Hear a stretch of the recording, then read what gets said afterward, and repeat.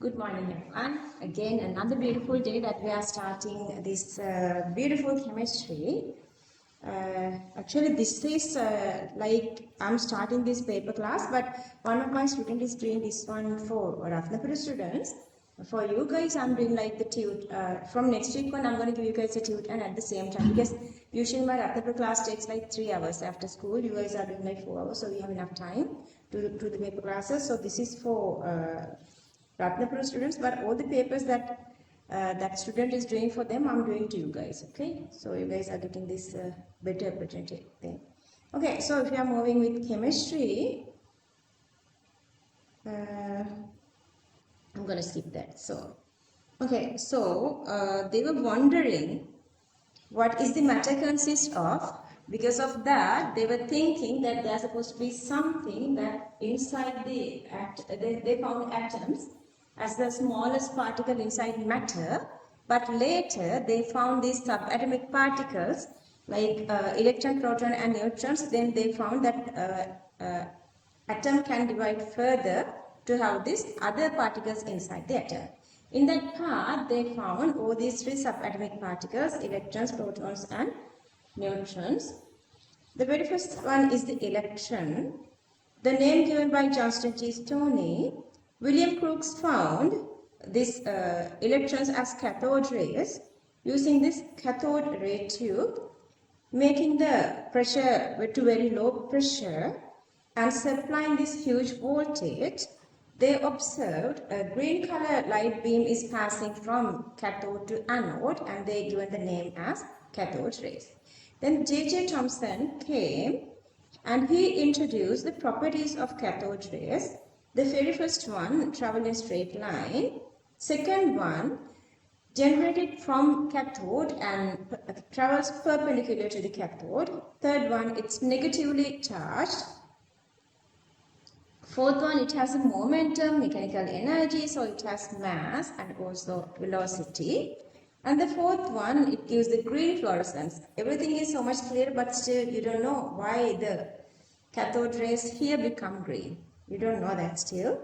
Can ionize gases. Since we talked about these canaries, now you know they can ionize gases as well. And these properties are universal properties. It's very common to all particles. Electrons are common to all particles.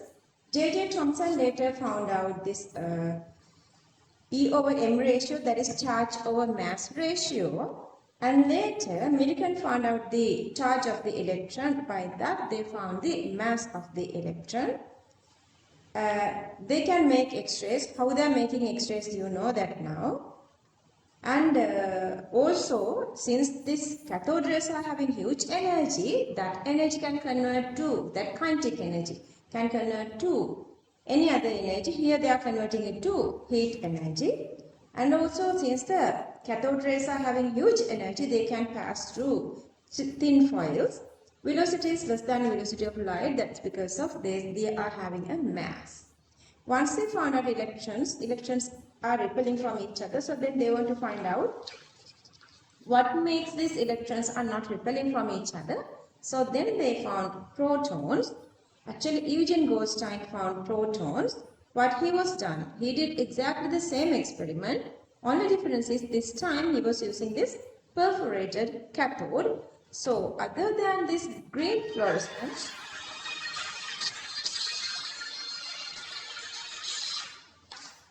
hello, good morning.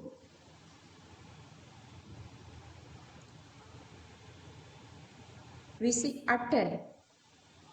We see, oh, in mama link එක දාන්න.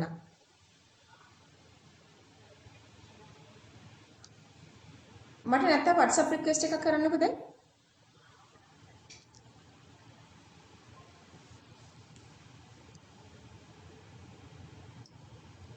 මම බලන්න මොකද එක්කද එන්නේ නැහැ කියලා.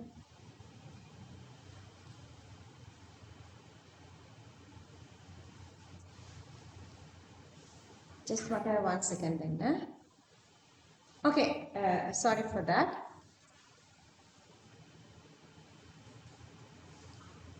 Okay, so that he was using, only difference is he was using this perforated cathode.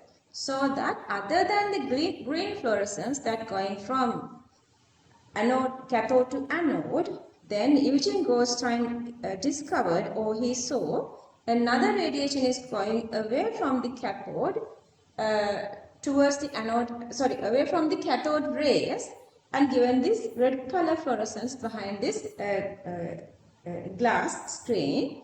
So at that time again they were not found these properties, so that he has again given the name as canal rays.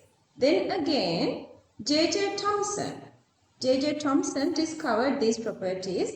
These are properties of canal rays.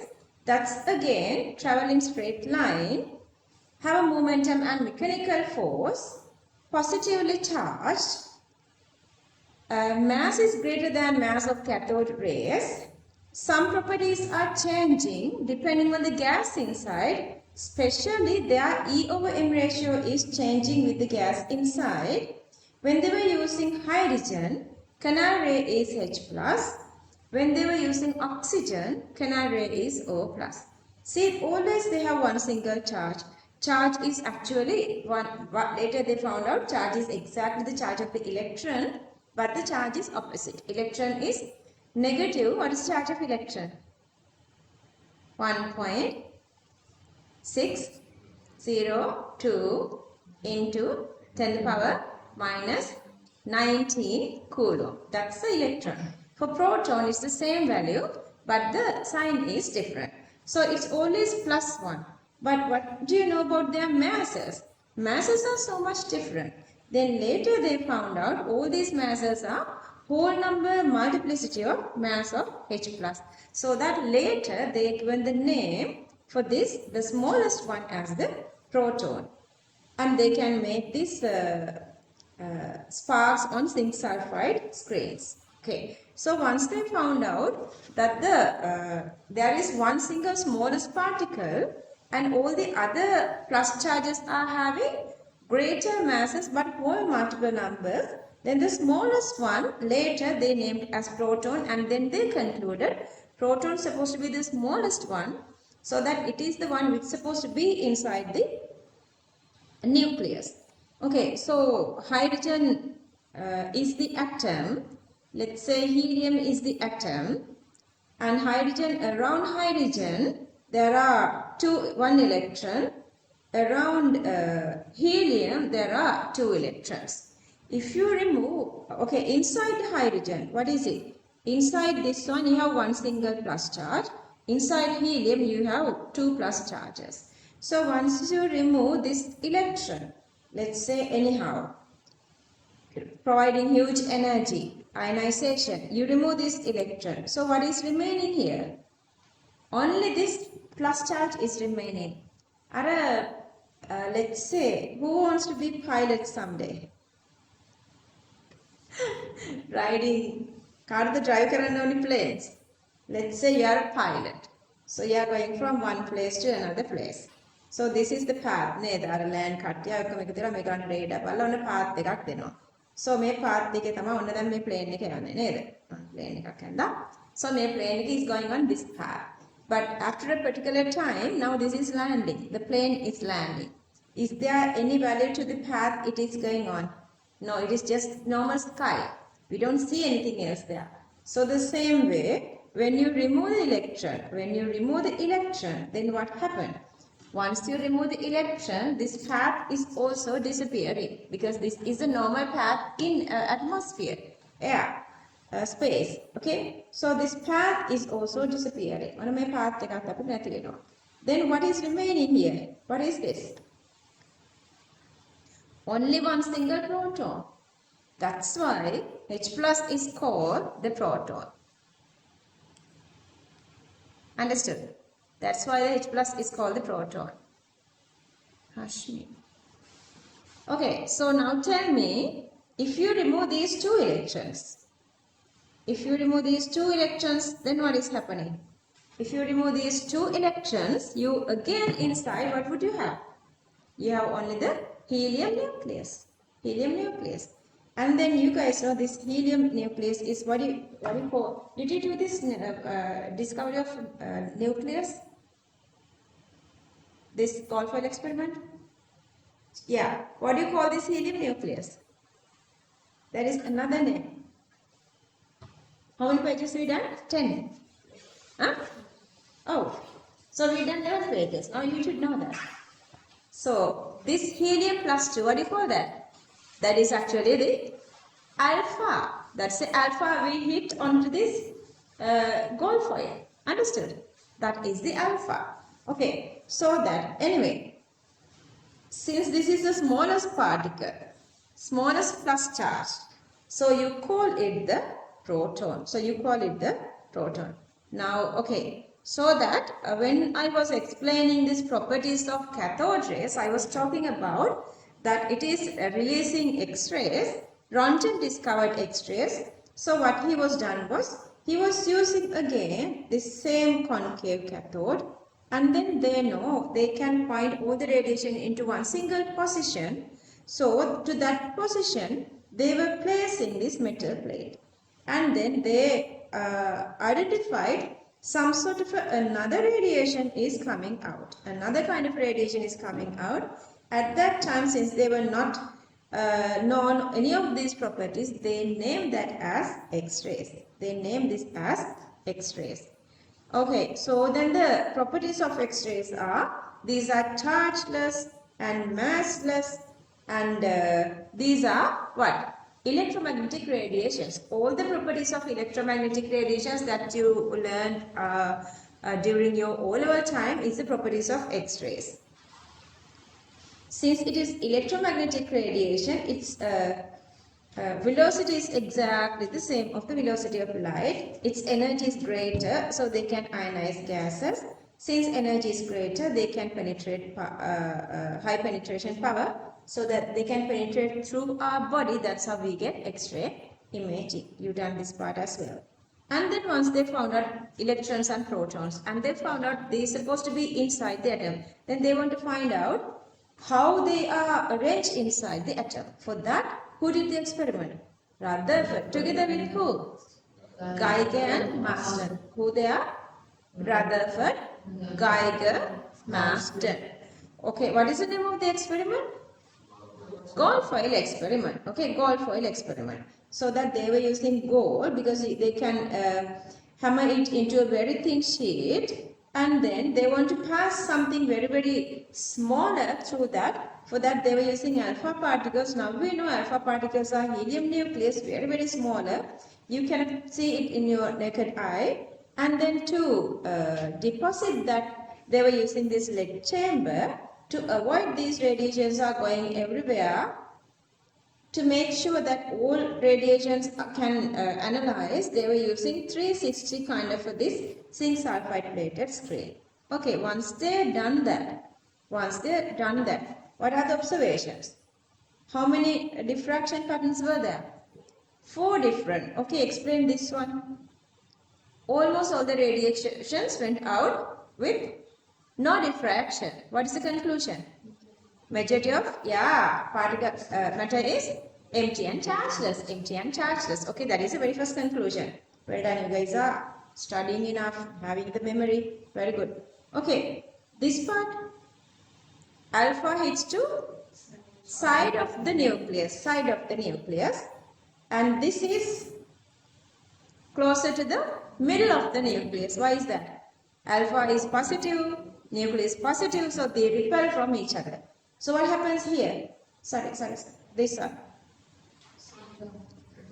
They are colliding to center of the nucleus. They are colliding, and they are going back. So that's what this is. So after all these 4 observations, they concluded what? Major part of atom is empty and chargeless.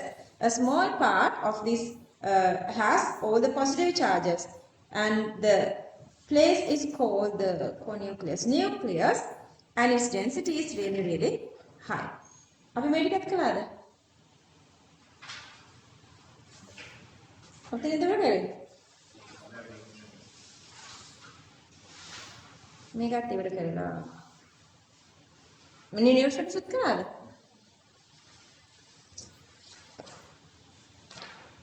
මේ diagram එක ඇඳලා මේක ලියලා ඔය දැන් final part එක ඔච්චරයිද? So we done exactly up to page number 11. Okay. Okay, online kids.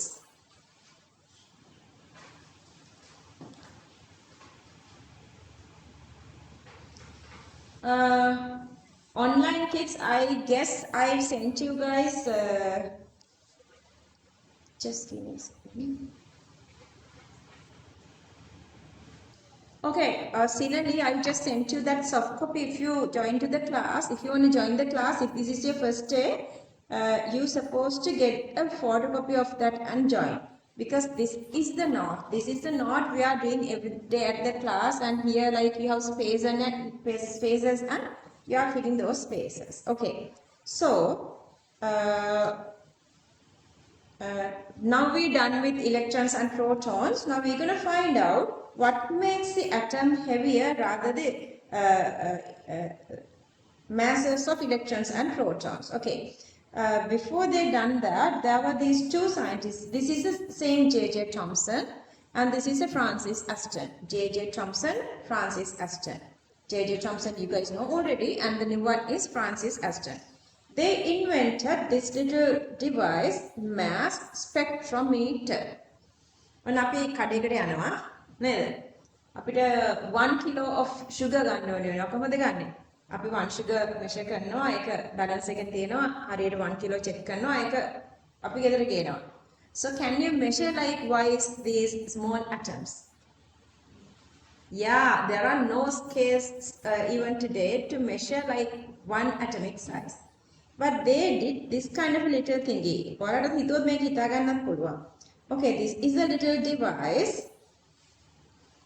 and they were fixing magnetic field. If you are passing any charged particle on that, what is happening?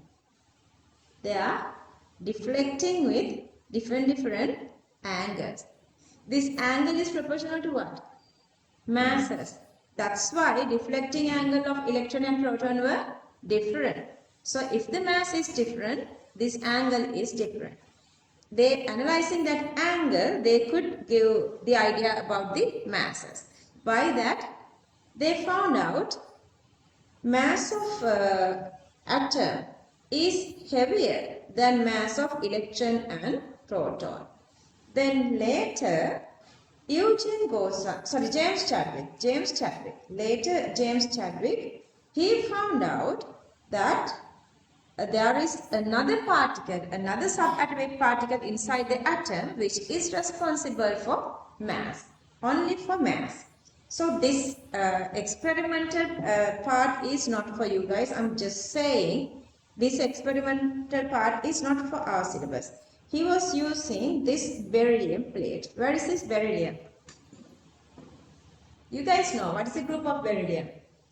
At the end of the day, once you've done this unit 1, what is one of the target of unit 1?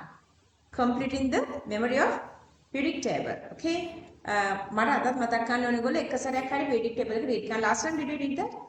නැද්ද? ආනේ අද first day අදින්න use කරන්න ඕනේ. Every day, once a day, we have to go through the periodic table. Okay, beryllium is in which group? Second. Yeah, the second group, that beryllium, same beryllium, you guys know that. Okay, so he was bombarding with the same alpha. So what is this alpha? Helium nucleus. Helium nucleus means helium. Okay, usually let's say when you are writing any elemental figure, down there we are writing this atomic number, top we are writing here. What? What is the top one?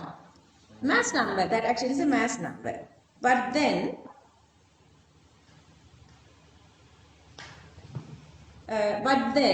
these two electrons are now not there. These are not like exactly, this actually is a mass number, but now this doesn't have electrons, so this is having +2 charge. So that down here we are writing +2. If you are writing the +2 here, this exactly is same as alpha. If we don't write +2, that is helium atom. If you write +2 there, that's a charge. So that is exactly the alpha. Anyway, so he bombarded, he banned he let collide these alpha particles onto this beryllium sheet, and then later he converted anyhow these neutrons to some sort of a charged particles. Actually, neutron can convert very easily to protons. Neutrons very easily can convert to protons. After that, they had at that time only these particle counters, but that particle is supposed to have a charge. So the device is called charged particle counter. By the charged particle counter, then later they found out this new subatomic particle, which now we know as neutrons. Neutrons. So this is the way they found out about the neutrons. And these are the properties of neutrons. Before moving to the properties, I want you guys to again, like new online students are here at the class today. So I'm just saying you guys, every day this is how we are going. And I have explained first, then you guys going to read the note. Like read out loud, because you don't hear like these, how these physical students are doing this one. I'm just saying this to online students. Just read out loud until you hear this nicely. Make sure to turn off your mics, okay? Otherwise it would be disturbing here. Read out loud. Once you read that, once you have the memory, then I am disappearing this, whatever the part you're supposed to write, then you are writing using your memory. Okay, so let's start this today if you are very new, if this is your first day at the class. So let's read this. Let's read the topic. Discovery of neutron. Okay, what are these two names? J.J. Thomson, Francis Aston. Again. Names. J.J. Thomson, Francis Aston. Again. J.J. Thomson and Francis Aston. Okay, now you know these two names.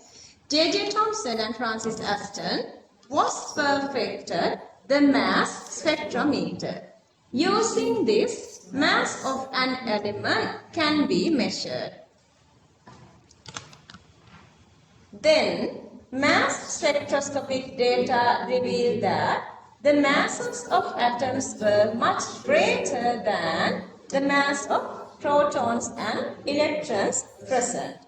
Therefore, another subatomic particle should be present to contribute towards the mass of the atom. Then, neutron was discovered by James Chadwick. He bombarded a thin sheet of beryllium with alpha particles and observed by a charged particle counter. Are you guys okay up to that? Okay, just give it a try to feel. When you are feeling, when you feel like some words are missing, I mean, if you don't have the memory, use a pencil. I want you to keep your note really nice. Okay, feel that part now.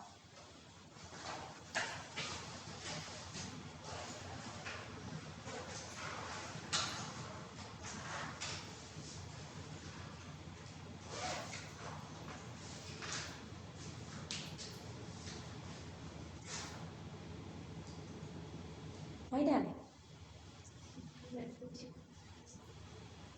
Oh, only one single page. Okay.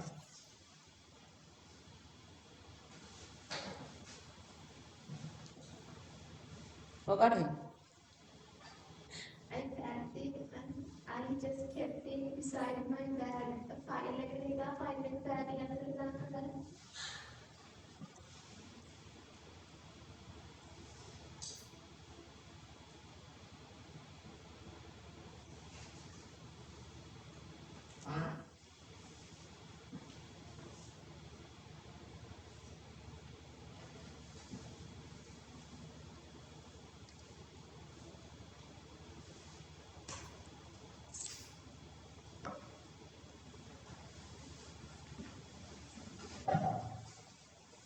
Hand this over in your knee. I just I want to look at this. Otherwise, they will go when they are like this.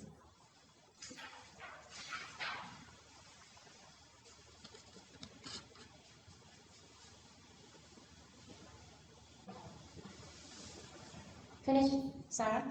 Okay. Boys not finished? Listen. Done. Okay.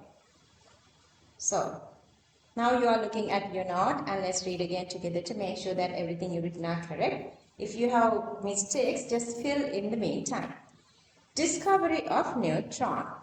J.J. Thomson and Francis Aston was perfected the mass spectrometer.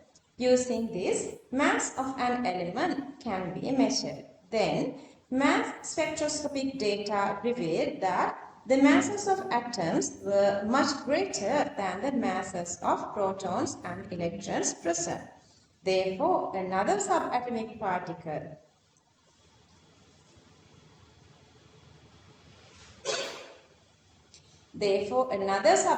particle should be present to contribute towards the mass of the atom. Then, neutron was discovered by James Chadwick.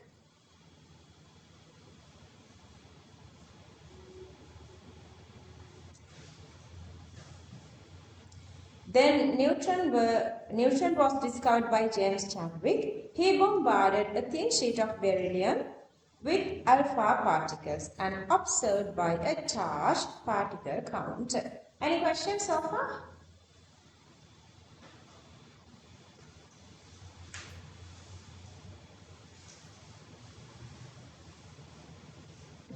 Okay. So these are the properties of neutrons. So they are chargeless. How do we know they are chargeless? There is no deflection in magnetic and electric field. By that we can know they are chargeless. Mass is greater than mass of a proton.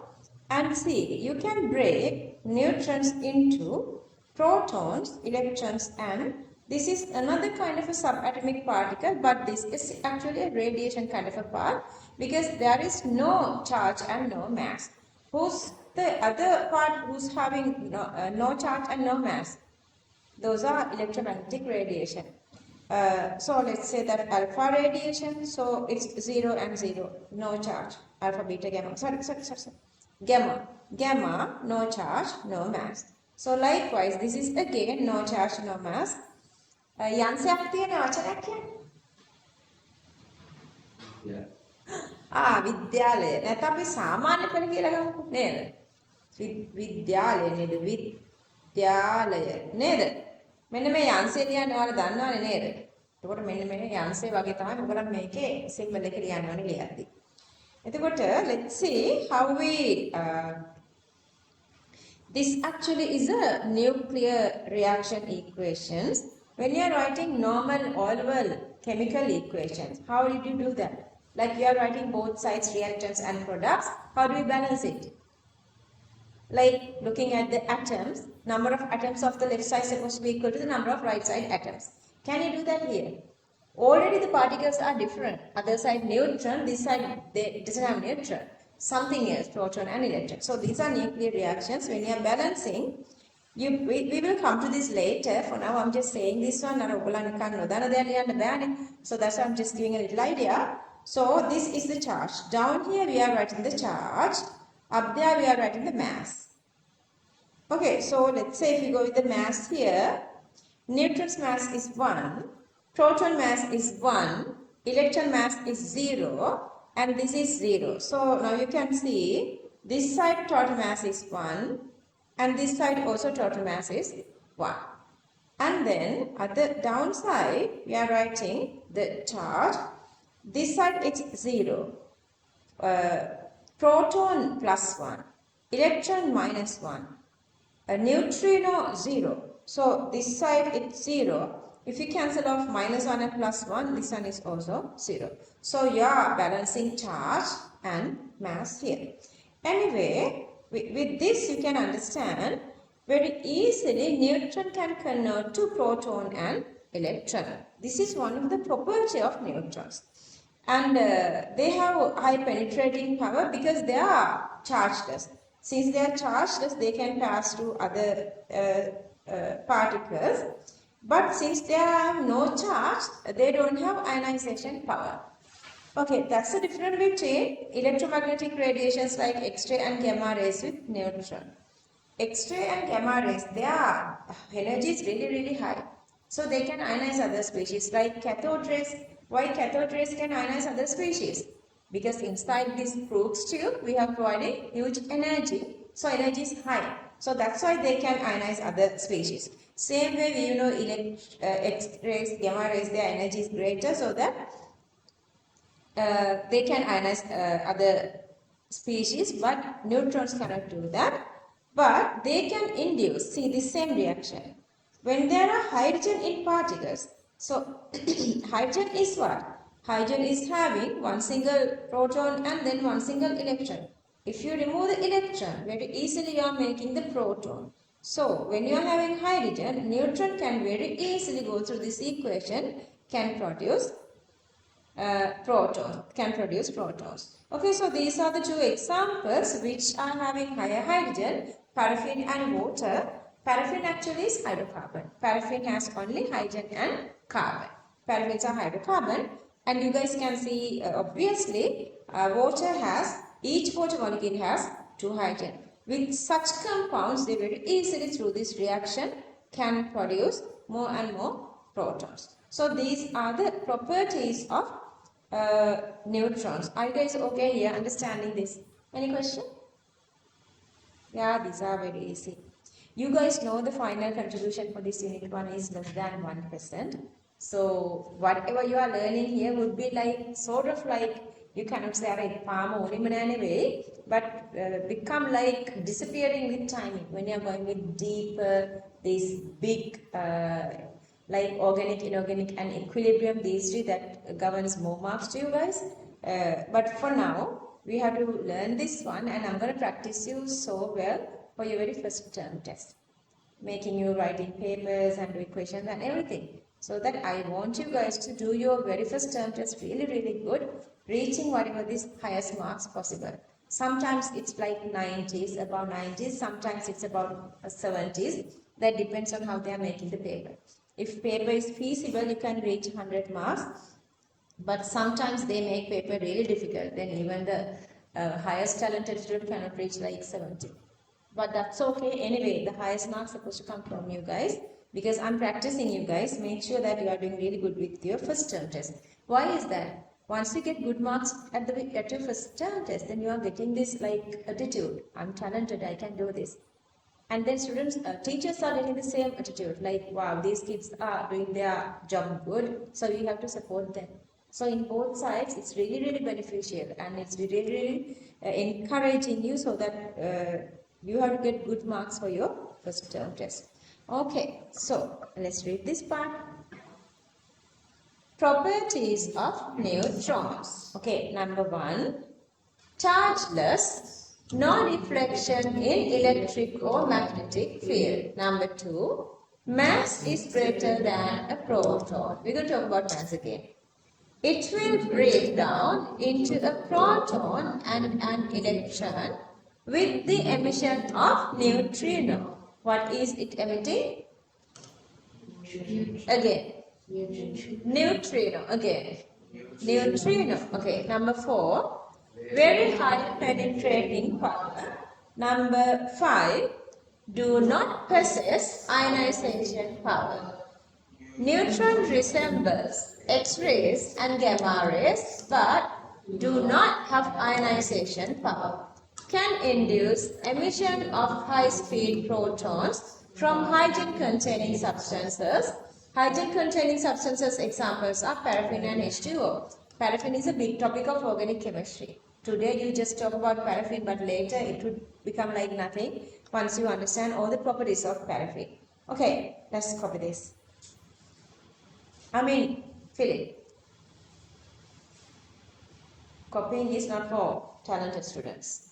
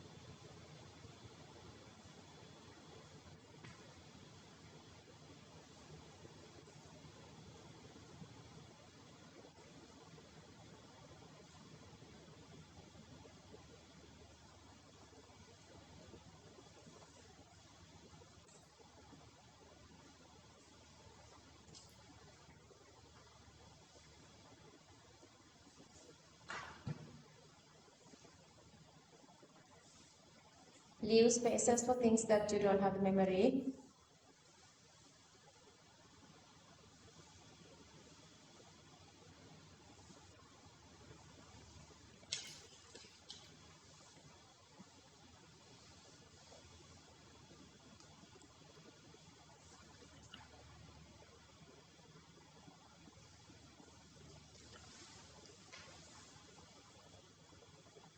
Okay. Send finish. Okay. Send can I move on? Yeah. Okay. You're going to look at your note. Properties of neutrons.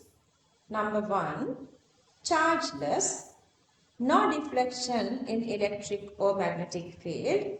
Number 2, mass is greater than a proton. Number 3, it will break down into a proton and electron with the emission of neutrino.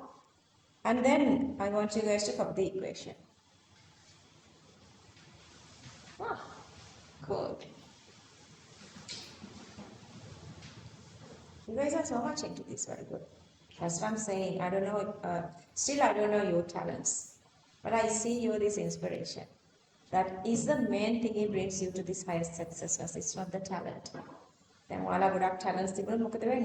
Talents, they can't talents, but students who's having this inspiration, they never stop going forward.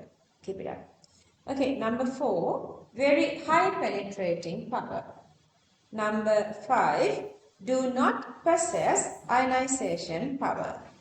Neutron resembles X-rays and gamma rays, but do not have ionization power.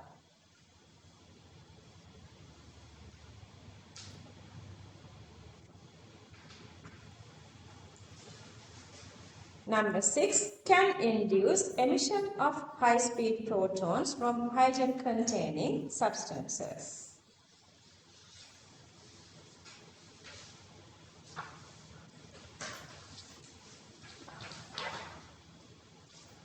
Okay, we done up to that. Now we are going to the page number 13 of this new one. Okay,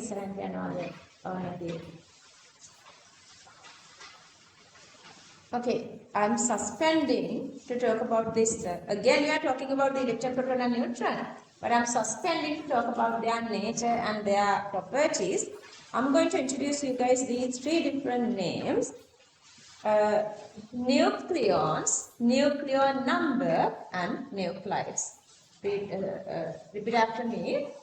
Nucleons, nucleon number, nuclides. Nucleons, nucleon number, nuclides. Again, nucleons, nucleon number, nuclides. Nucleons, what are nucleons? Nucleons are anything inside the nucleus.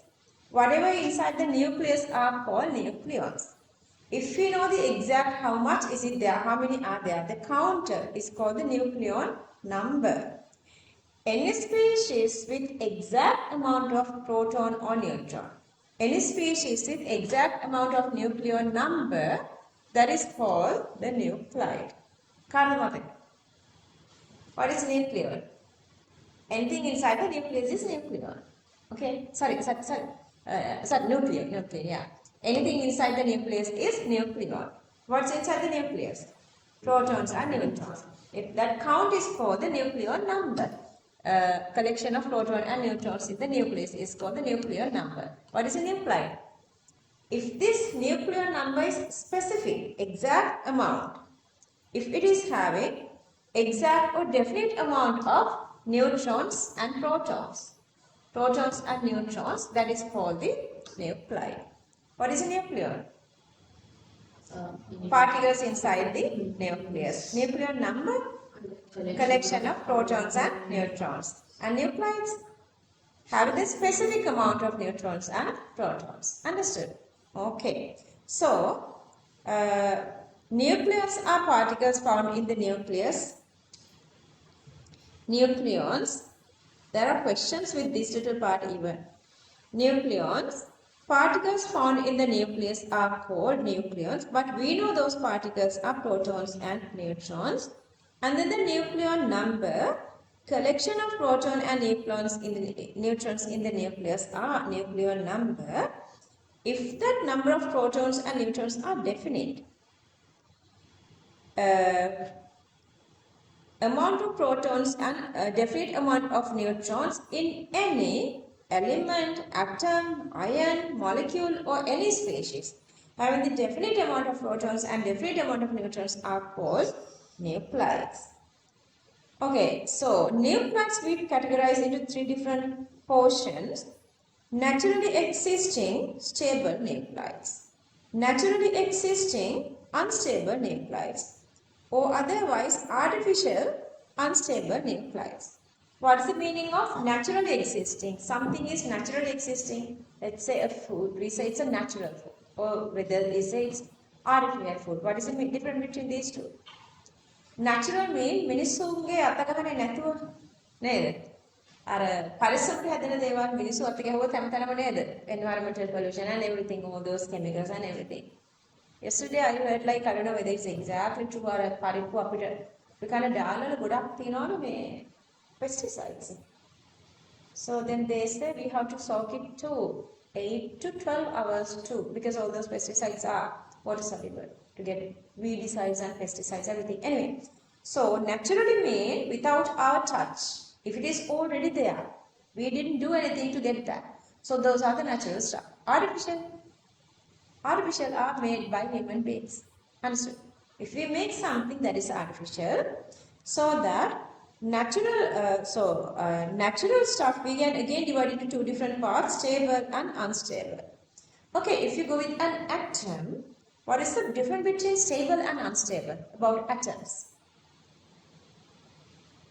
Stable atoms, unstable atom. Stable atom means it is just existing as it is. Even for 1,000 years passing, it is just staying as it is. Unstable means it is changing. What is the phenomenon of changing of atoms? That is the radioactivity. Radioactivity. They can emit small like molecules. Like let's say that it is emitting alpha particles. So that protons are getting away. So atom is not existing anymore. It is becoming to something else. Atomic number. Atomic number decides what? Which decides the atomic number? Number of protons. Number of protons. If the number of protons are different, that is another element, not the same element. Okay. So that is the that's what we call this artificial thingy. So they are radioactive.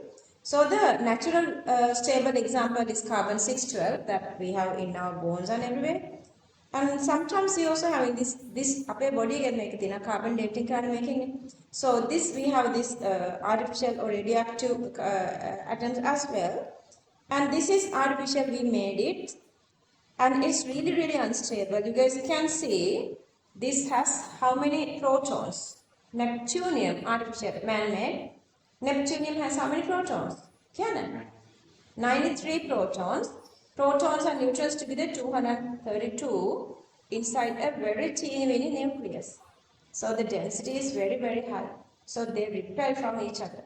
So this always releasing smaller radiations out for its stability. So it's unstable and it's also radioactive. So these three are the different nuclides for your syllabus we have. Let's read this little part. So the topic, nucleons. Read it. Particles found in the nucleus are called nucleons. What are the particles? Protons and neutrons. Okay, so the next topic, nucleon number. Collection of protons and neutrons in the nucleus. And the next topic, nuclides. Elements, ions or molecules with a definite amount of protons and a definite amount of neutrons is called a nuclide. These can be classified into three categories. Naturally existing stable nuclides, naturally existing unstable nuclides, artificial unstable nuclides which are radioactive. Okay. So this space, I would read, so you're going to write this space, you're going to fill this space. Okay, the first one, let's read together. Nucleons, let's write. Particles found in the nucleus, particles found in the nucleus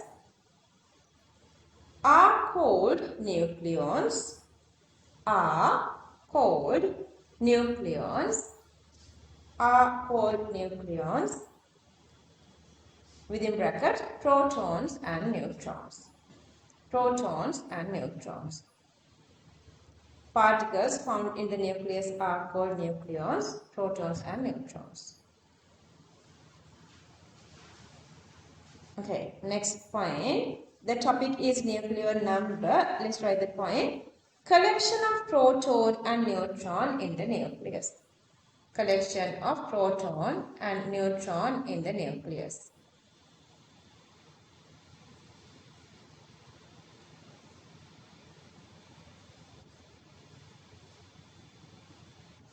Collection of proton and neutron in the nucleus. Okay. Then the rest of the part, there are no space. Space තියෙනවා. ඒත් ටික බලලා ලියා ගන්න. මේ ටික බලලා දාගන්න. Fill the rest.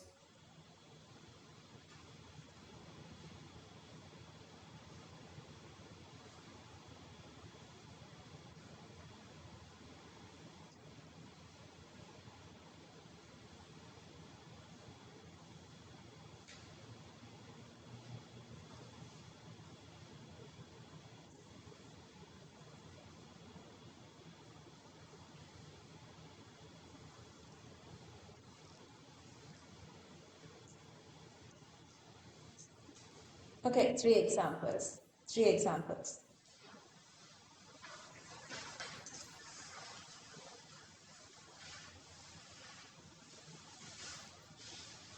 Okay, so the next topic we're going to talk about this,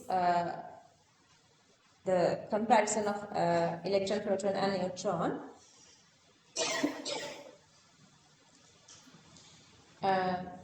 So this is the notation of subatomic particles. When you write that, you are writing charge left below, bottom, mass left top. Clear that? Okay, so if we write electron, normally we can electron like this. What is the charge of electron? Relative charge is -1. So we are writing -1 here. Mass 0. Let's say that's proton. Then we are writing charge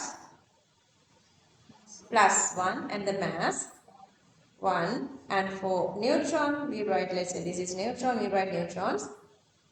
Charge 0, mass 1. Understood? Okay. So you can do that. Alright, make sure that just copy this part.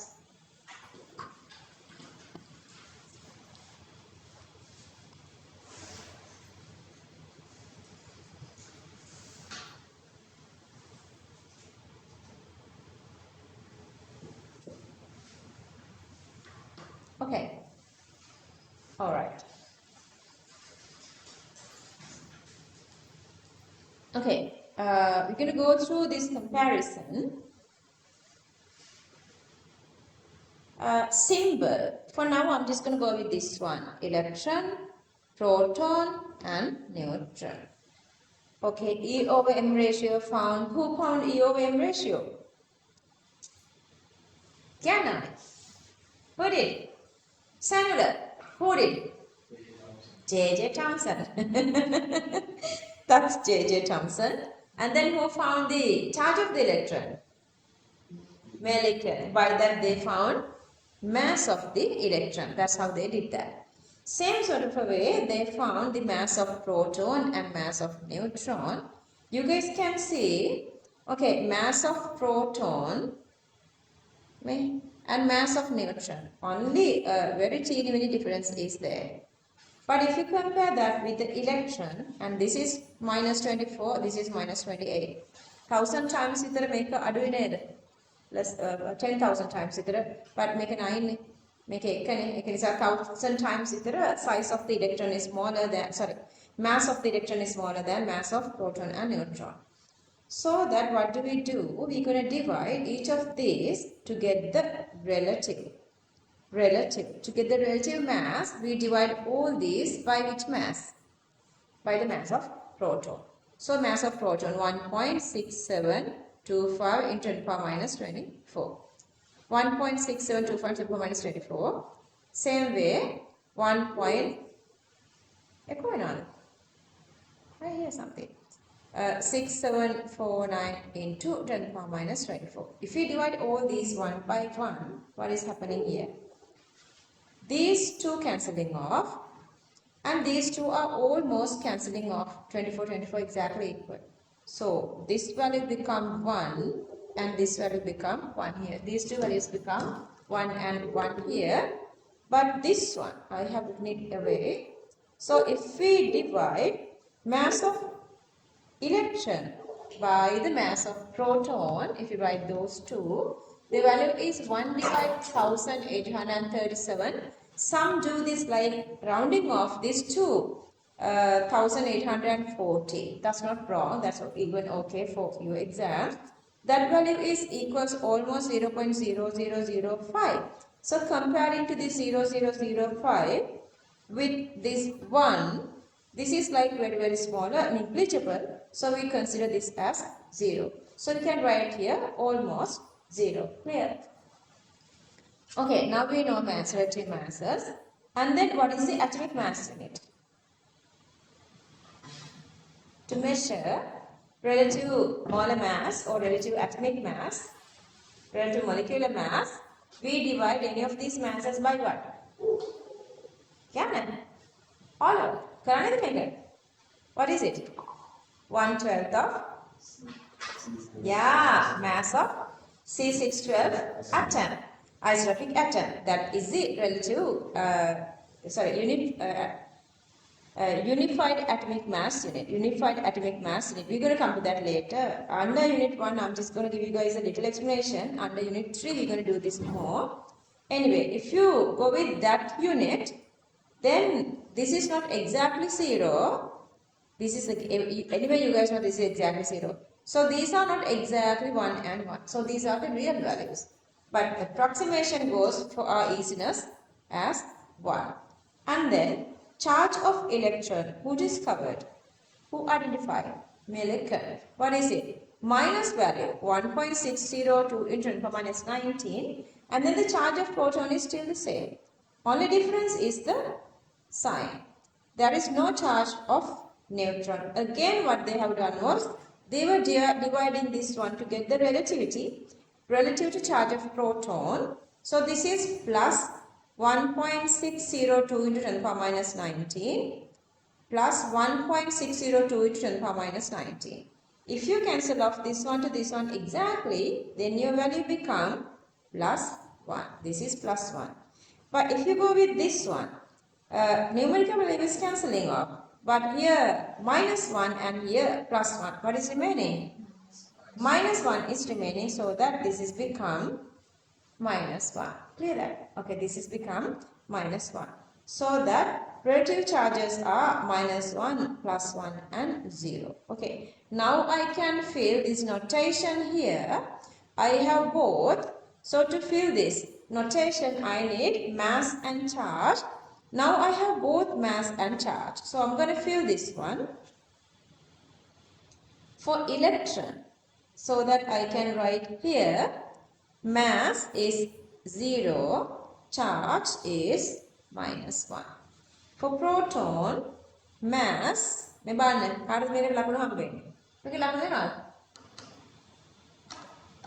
is the mass of proton? 1, printing errors on 1. Mass of proton 1 and charge is plus 1. For neutron, mass is 1 and charge is 0. 0. Charge is 0. Clear that? That's how they made these three symbols. Position of the atom. What is all our position of the electron inside the atom? කොහෙද? හරි. Sinhala කියන්න බබා. හරි. Around the nucleus. What do you call that path? Orbit. Oral orbit is a wrong one. Advanced level path is orbital. Orbital. We're going to come to that later. We're going to start from orbit. We're going to move and develop it up to orbital when we are going with. So that the place we call orbitals. Orbitals. And these two protons and neutrons are inside the nucleus. And the discoverer, whenever they are asking question or whenever you are writing, you just have to write William Crookes, but as cathode rays. You have to write that together. Eugene Goldstein as canal rays. But neutrons, you are just writing James Chadwick. Clear? Okay, any question now? So, you're going to fill this one. At the same time, you're going to fill this last, this part as well to show that how electrons value become almost zero. Clear? Okay, let's fill this.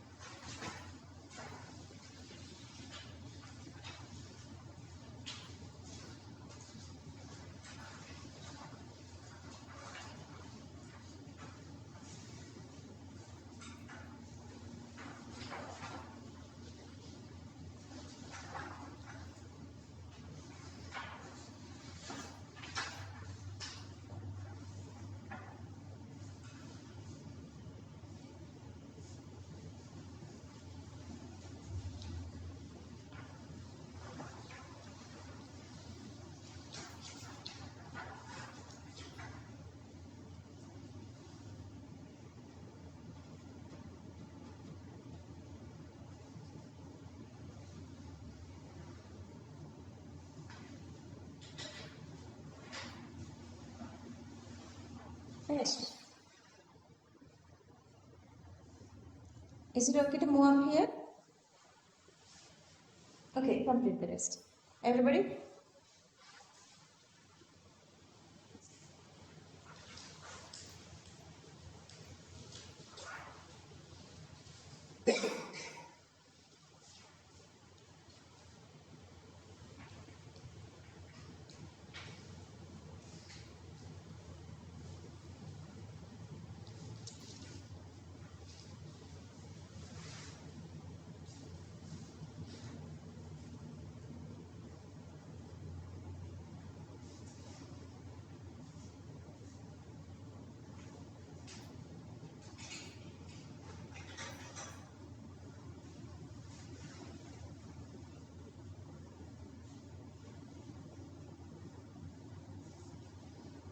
Done.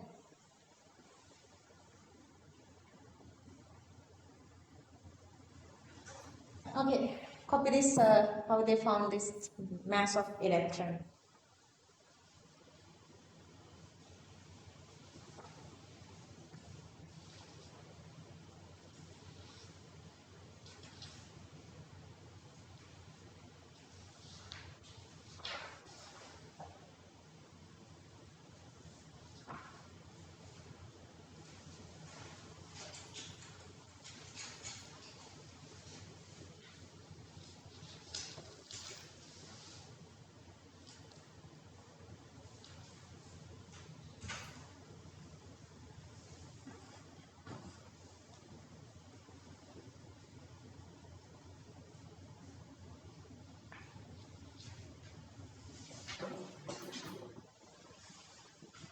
Finish.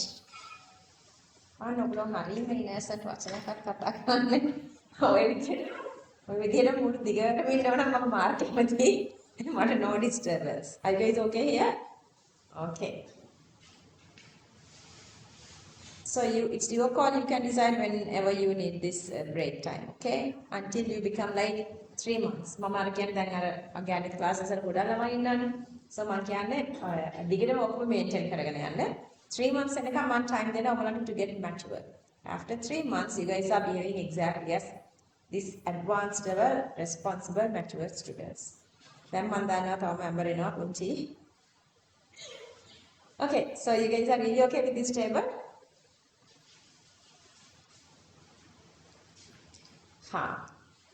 Fill karan. Okay, you have the answer. You have the question with you. Complete this.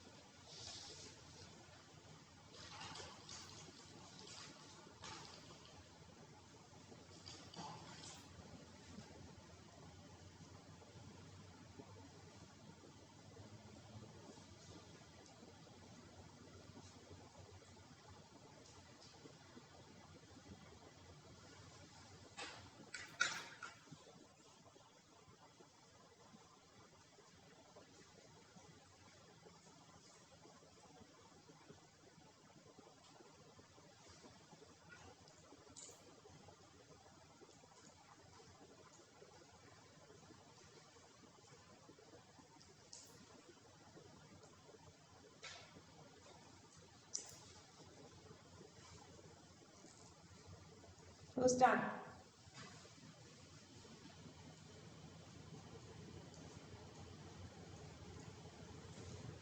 You can go back and check this, whatever the note we done already. If you don't have the memory, finish.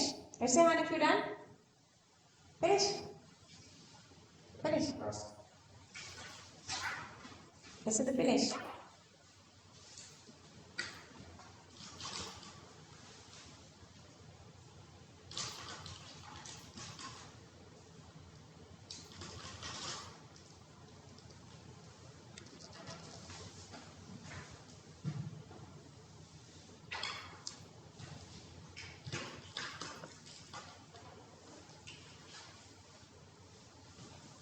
Yes or no?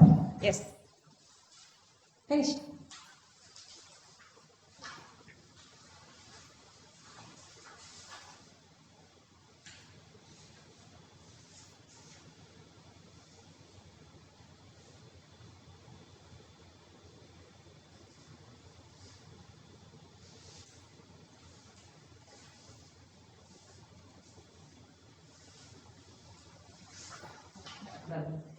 I know you guys all did good. I just want to put the very first person. Very first person to තියෙනවා චූටි. Take up that මගේ ළඟ නැහැ. I'll wait during the break time. Okay, everybody done? Okay. Okay, question number 2. Answer following questions using given names. James Chadwick, Eugene Goldstein, William Crookes, Ron John, Millikan, Rutherford, and J.J. Thompson.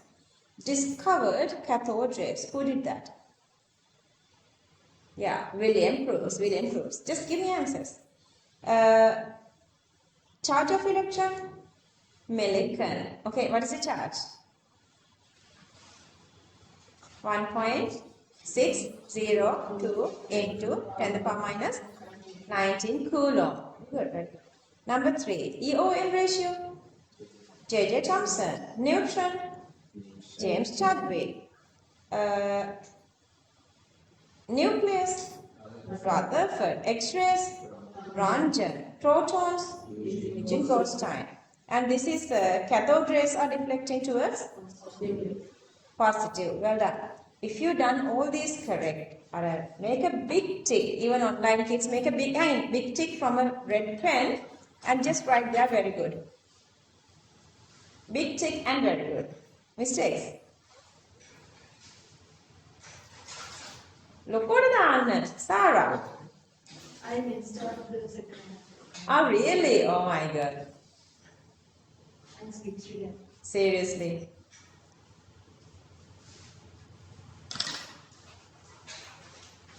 When you are doing advanced level, there is this something that you have to improve of your personal talents. Whatever you do, speed is, I don't worry about the speed for now. Driving කරලා යදුසන් driving කරලා දෙන යදුසන්. ඔයගලන්ට very first days drive කරනකොට ඔන්න දැන් හිතන්නකෝ ඔයගලන්ට steering wheel එක පොඩ්ඩක් කරකවන විදිහ කියලා දෙනවා. Just you know how to turn steering wheel and they say the vehicle is a auto vehicle, then they say once you push the accelerator you are going forward. If you want to stop you can stop the brake. ඔන්න චුට්ටි දවසක් දෙකක් විතර කරලා දෙනවා. I am the big driver කියලා ඔන්න අරගෙන යනවා වාහනේ පාරේ. Side mirrors බලන්නේ නැහැ, front mirror බලන්නේ නැහැ, නේද turning, another color lights මොකක්ද අද ගියොත් මොකද වෙන්නේ? මැරිලාම යනවා. So, likewise, it's the same for chemistry. When you go on with this path, the very first thing is to understand everything really, really nicely. Without this calmness in your mind, you cannot drive. You do lots of mistakes. How much stuff you have to think about when you are driving. Once you get the practice, you don't feel like that you are doing everything, but that's how you do. It's the same for chemistry. The very first days you would feel really, really frustrating because when you are doing something, you have to think of everything. Whether this answer is correct, whether the path I have written is logically okay. Am I making the correct speed? Is my handwriting is clear? A lot of stuff to think. With everything, I want you guys to improve your third eye, your intuition, your instincts about chemistry. With that, the journey is really, really smooth and easy. Because chemistry, because these days I'm doing full papers for 2026 students, sometimes they say, ma'am, I didn't read the last couple of questions because the first answer is the correct answer. So they always do that. The first answer is sort of correct, almost correct, but not perfect. But when you read the second, third, fourth, fifth, then you would find the perfect answer. Chemistry is really, really tricky. Out of all these 4 subjects, I mean the biomaths together, most or the trickiest subject is chemistry. So you have to always think about there is something that they are giving you guys to catch you. It is there always. Whenever you think this is the answer, there is an error to convince you that is not the answer. Answer is supposed to be something else. So next week I'm going to give you guys this tool book as well. At the class next week on we are practicing these questions as well. Then you would understand how trickier this chemistry is. Okay, so always make sure that something new is there for you to think. Okay, anyway, you guys are done up to that. Still, we didn't talk about how all these electrons, protons and neutrons are arranged inside the atom. What is the exact structure of atom? I'm just suspending it. Atomic theories, I'm just suspending. I'm going to this another little part. This is not a new part. You guys know this part. What is the atomic number? Number of protons. What is the mass number? Protons plus neutrons. You guys know that already. You guys already know that. Okay, from this, again, there are a couple of challenges you want to fail. Before that, I would tell you guys this. When you are filling the note, okay. So this thingy is at the end of the day you are converting to your beautiful note, okay. So that when you are writing things, keep this color, not writing anything. Because once you make this kind of a book, see, this part is staplering. Then when you are writing here, it's covering the stapler part. Understood? So once you turn, this part is missing there. So miss part last part wherever you have this stapler pin is here. Actually earlier I thought of giving you guys this note freely, but now I understood I can do that freely because it's the papers and everything is really expensive. So the one photocopy is like 10 rupees.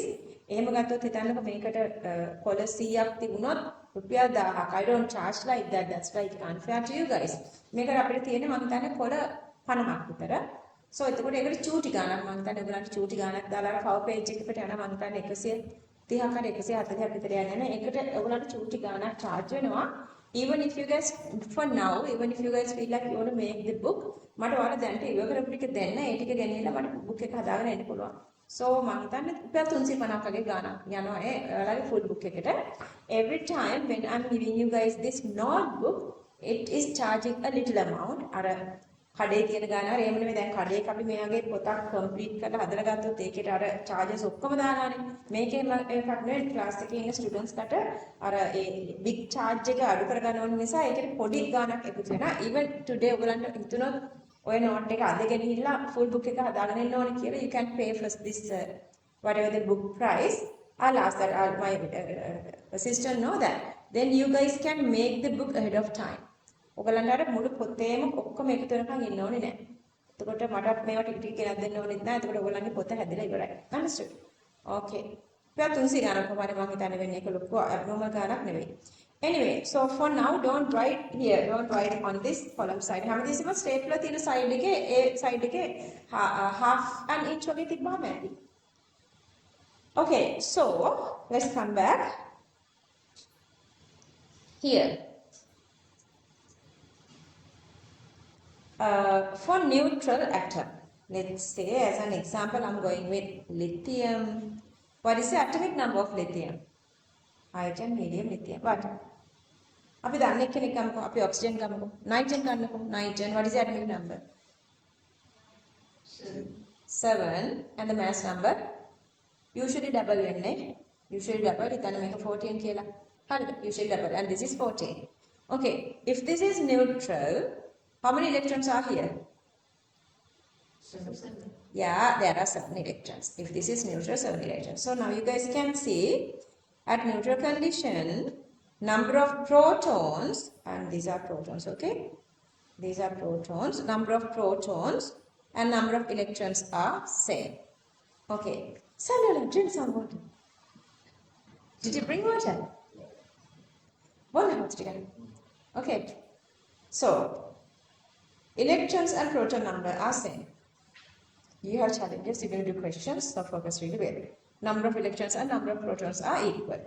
So that at neutral time, we say the atomic number is number of protons. And then the number of protons are equal to number of electrons. So that we can say at that time, electrons and protons both are samely equal to the atomic number. Clear that? Understood? And then, for cations, if you go with cation, what are cations? Cations are species which release electrons and gaining a plus charge. Clear? Cations and a plus charge. Then you can make 7 electrons within, taken away 1 electron out, so it has 6 electrons. So now what is the condition? Number of protons are greater always than number of electrons for cations. Clear that? And for anions, what happened? Anions are gaining electrons. Let's say now you have 8 electrons here. So that 7 is now less than 8. So number of protons are less than number of electrons for anions. Are you okay? So that if we analyze this with this atomic number Z, C atomic number. Now this time for cations, atomic number is greater than electrons because now electron is less for cations. And then for protons, atomic number is less than electrons because electron number is greater because you have gaining electrons. Understood? Okay.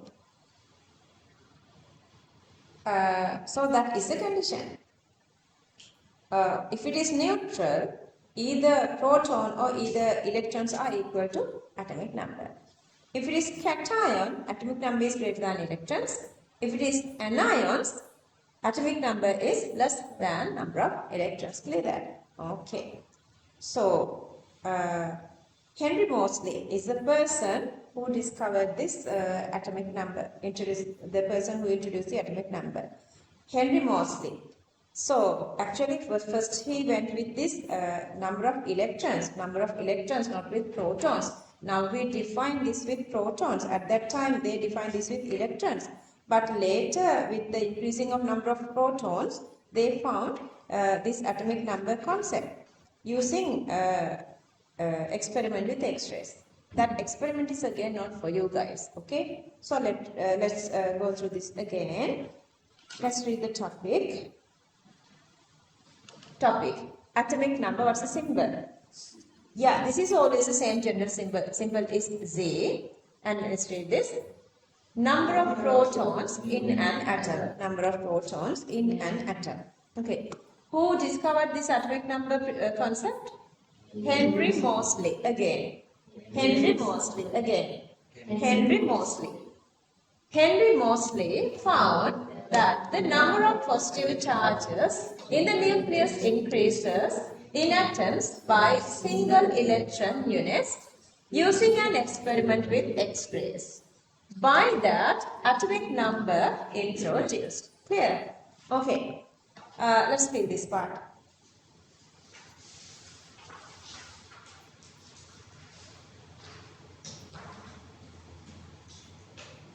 Atomic number, symbol is, let's write the symbol Z. Symbol Z, let's write. Number of protons in an atom. Number of protons in an atom. Number of protons in an atom. Okay, let's fill this.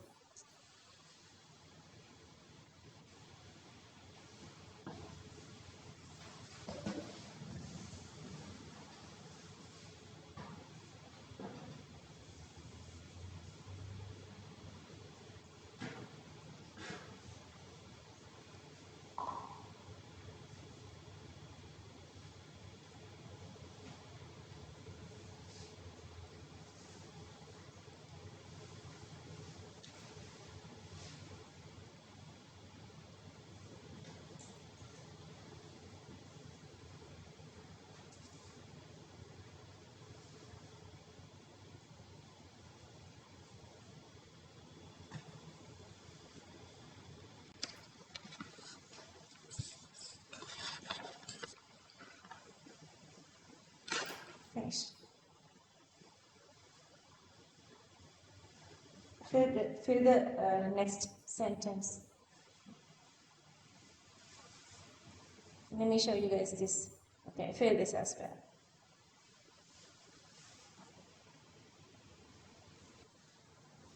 Okay, mass number, let's write summation of protons and neutrons.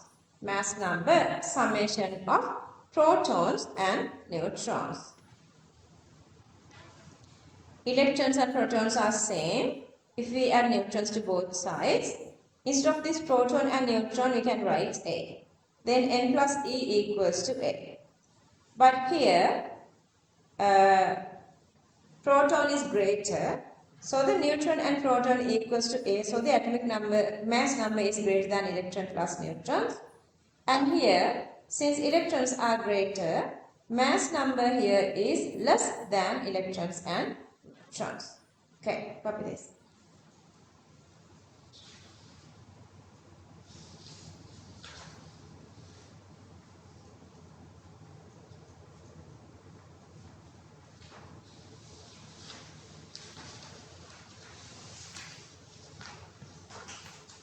I guess this note was missed with a little sentence last week. Didn't you guys notice that?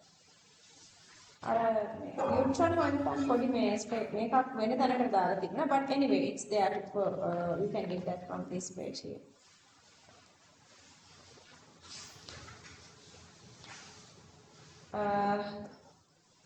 ඒක අපි feel කරලා ඉවරයි. ඒක මගේ තියෙන වෙන තැනක. ඔයගොල්ලන්ගේ එක මෙතන තියෙන්නේ.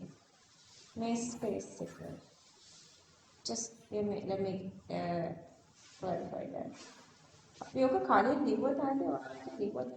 not sure. මෙන්න මේක. මෙන්න මේ point එක ඔයගොල්ලන්ට තිබුණාද කලින්? ඔයාලගේ note එකේ තිබුණ නැහැ නේද? J.J. Thompson and Francis Aston. නෑ නේද? ඔයගොල්ලෝ ලියන්නද ඒක? ලිව්වද නැද්ද? තිබුණද නැද්ද?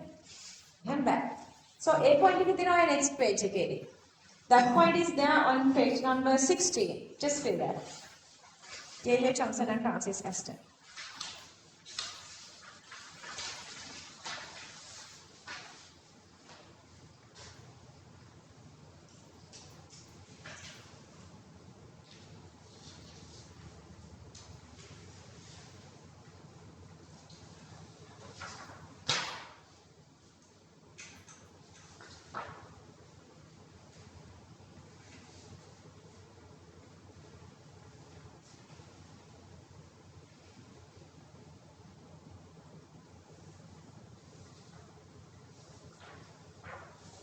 Done.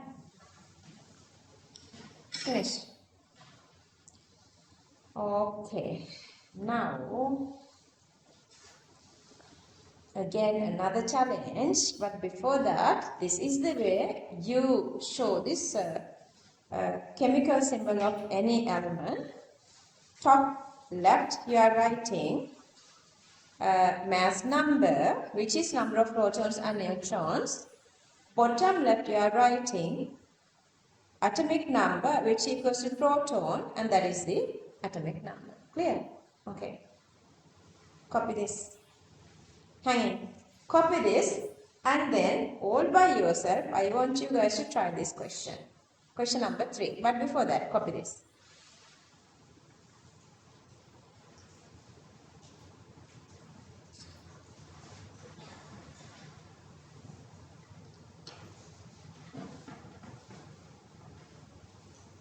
Okay, almost all of you done a good job, but couple of you were just missing something.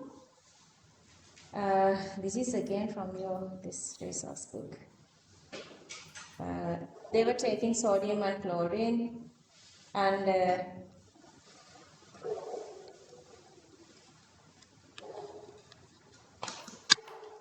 okay, in sodium, inside the nucleus you have 11 protons, outside you have 11 electrons. But once you make this sodium plus ion, inside here, see, the inside proton number is not changing, but outside electron number is changing. Understood? Even if you remove or gaining, so methana remove kalana me gain kana මොකද වෙලා තියෙන්නේ? So this is the chlorine and chloride, same 17 protons and same 17 electrons outside. But protons doesn't change, it's unharmed. But if you are gaining one single electron, 17 becomes, 17 electron gaining one more become 18. Understood? Okay. So,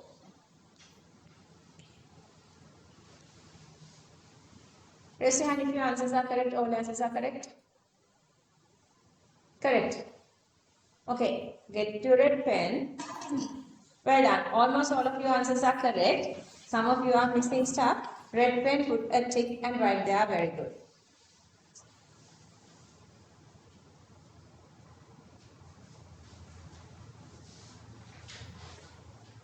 Hesandu, I want you to explain this. Stay there. Everything. Uranium. The very first one is uranium. Can answers together. Like if something done wrong, then how would you explain? So how would you explain? Okay, the first one, number of electrons. How would you get that? Number of protons and number of electrons are equal because this is neutral atom. So you get number of proton equals number of electrons, so that is 92. And then number of protons directly is 92. Atomic number. Then how you get a number of neutrons? Yeah, mass number and atomic number difference is the number of neutrons. Okay, Sinhala. Next one is for you. This one. This atom is positively charged. Atom is positively charged. It is a cation. So the electron density minus is because yeah, if it is neutral, they are supposed to have 11 electrons, but one has gotten away. One has gotten away. So remaining is 10. Okay. So atomic number is 11. At 11 is directly the number of protons. That is 11. Mass number is 20. Mass number is the difference between. Neutron is the difference between mass number and atomic number. 23 minus 11. Okay, Zara. It's an ion. So This is an ion, and it has gained how many electrons? 3 electrons. It has gained 3 electrons. Okay. So those three get added to the. So if it is neutral, how many electrons are supposed to be there? Sanudi, if it is neutral, how many electrons are supposed to be there? 7. Because neutral time, protons and electrons are same. But at this time, it has gained excess. So it's supposed to be 7 plus it has gained another 3 electrons here. So altogether is 10. Okay, Sarah. And then atomic number is equal to number of protons. Atomic number equals number of protons, so it's 7. And then number of neutrons equals mass number minus number of protons or atomic number. So that is 14 minus 7 is 7. Well done. අපි බලමු මේකට කොහොමද දැන් tag එකක් ගන්න කියලා. Okay, කරන්න. දීලා තියෙන question එක. Do this. Question number 4.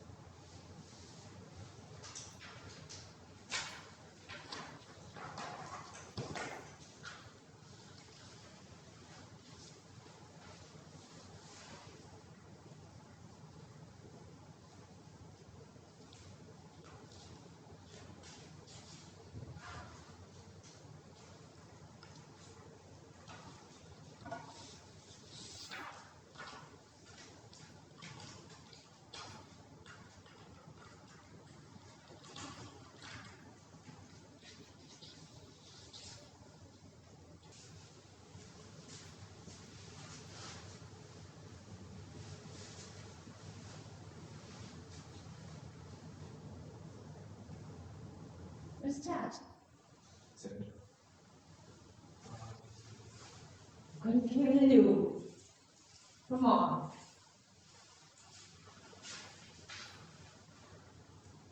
Charge is charge of D. D is a monovalent anion. What's the meaning of monovalent anion? Seems one. Yeah. Oh, right.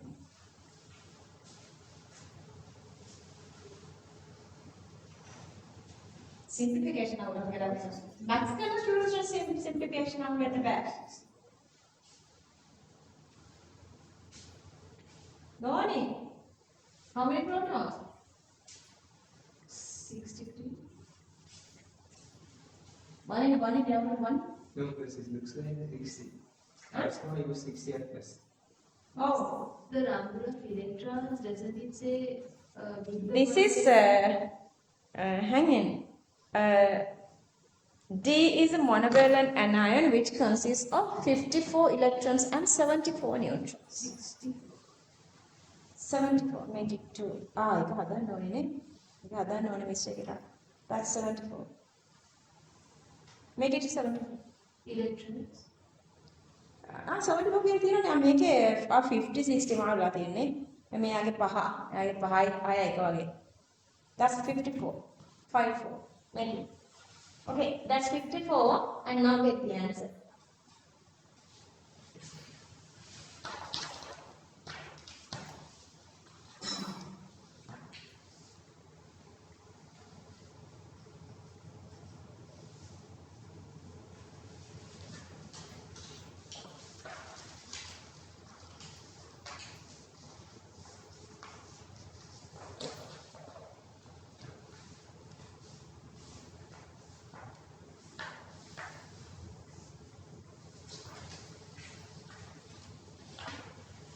Okay, now how many, now what is the atomic number?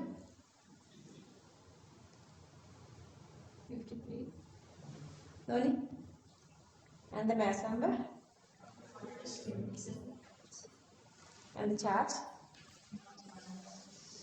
Yeah. Single, how come you taken charge as like number of protons? How any species getting a charge?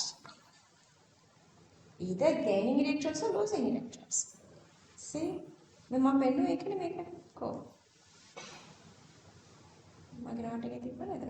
Yeah. How would you get this charge? Cl to Cl minus, sodium to sodium plus. May charge equal value only swapping, gaining or losing electrons, not with the number of protons. That is a charge inside the nucleus. That is the solid charge. Concrete charge does not change it. This moving charge is the moving electrons. Clear that? Okay. So, let me explain this. Let's read the question. D is a monovalent anion. What's the meaning of that? What's the meaning of monovalent? Hang in. What's the meaning of mono? One single. Okay. So anyway, it's supposed to be one එකක් මම D ලියනවා. one එකක් මේකට අයිති. ලිව්වා. Valent mean what? Just how many? Just the how many? We cannot just say mono and ion. Valent mean how many bonds are making. So I'll give time to write those. It's monovalent. What's the meaning of anion? It's supposed to be gaining electrons. How many electrons it's gaining? One single electron. At the end they say N is charge of D. N is charge of D and this is a position of N. So that I'm going to write -1 here singular. Got it? Okay, so what is the next part? Which consists of 54 electrons. 54 electrons are where? Number of 54 electrons are in an ion. But if it is neutral, it's supposed to lose one single electron. So what is the real value? Real value is supposed to be 53 at neutral time. So what would you know at the neutral time? Neutral time, number of electrons, number of protons equal, and that is the atomic number. So that I'm writing my atomic number here as so that 53. And then they say number of neutrons are 74. So the 53 plus 74. Now the 53 is the number of protons plus 74 altogether 127. Okay, could you get this answer? Everybody, you got this answer. But if they ask you to derive the answer, it's not, you cannot just write the answer. In chemistry, there are two ways they are asking questions. Write the formula, write the chemical symbol. If you ask that, you are just straight writing the answer. Otherwise, they ask, derive how would you get the answer. Then you have to prove it. So here we are proving it. Math students, just listen. Okay, bio students usually, even last week I said, bio students' main mistake in chemistry is the simplification. Silly mistakes are everywhere, like when you are simplifying, you don't think straight. Math students, your mistakes are you are skipping steps. For the final exam, they are giving marks for steps. Let's say 2 here, 2 here, 2 here, and 4 here. Then if you write this one, you are losing, even if you know the answer, even if the thing is crystal clear, you are losing more marks. Okay, so I want you guys to copy everything nicely. And then if you got correct answer, red tick and write there. Very good.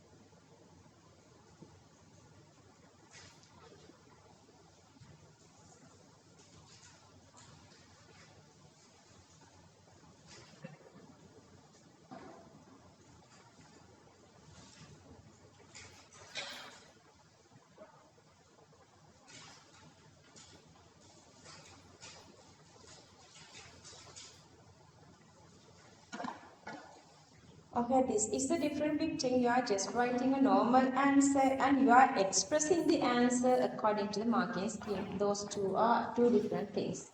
Expressing the answer or knowing the answer.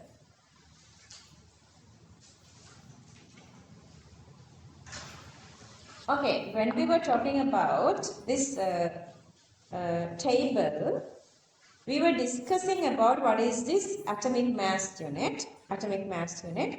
To understand that, I'm doing this little part. It's all the way, it's spaces there.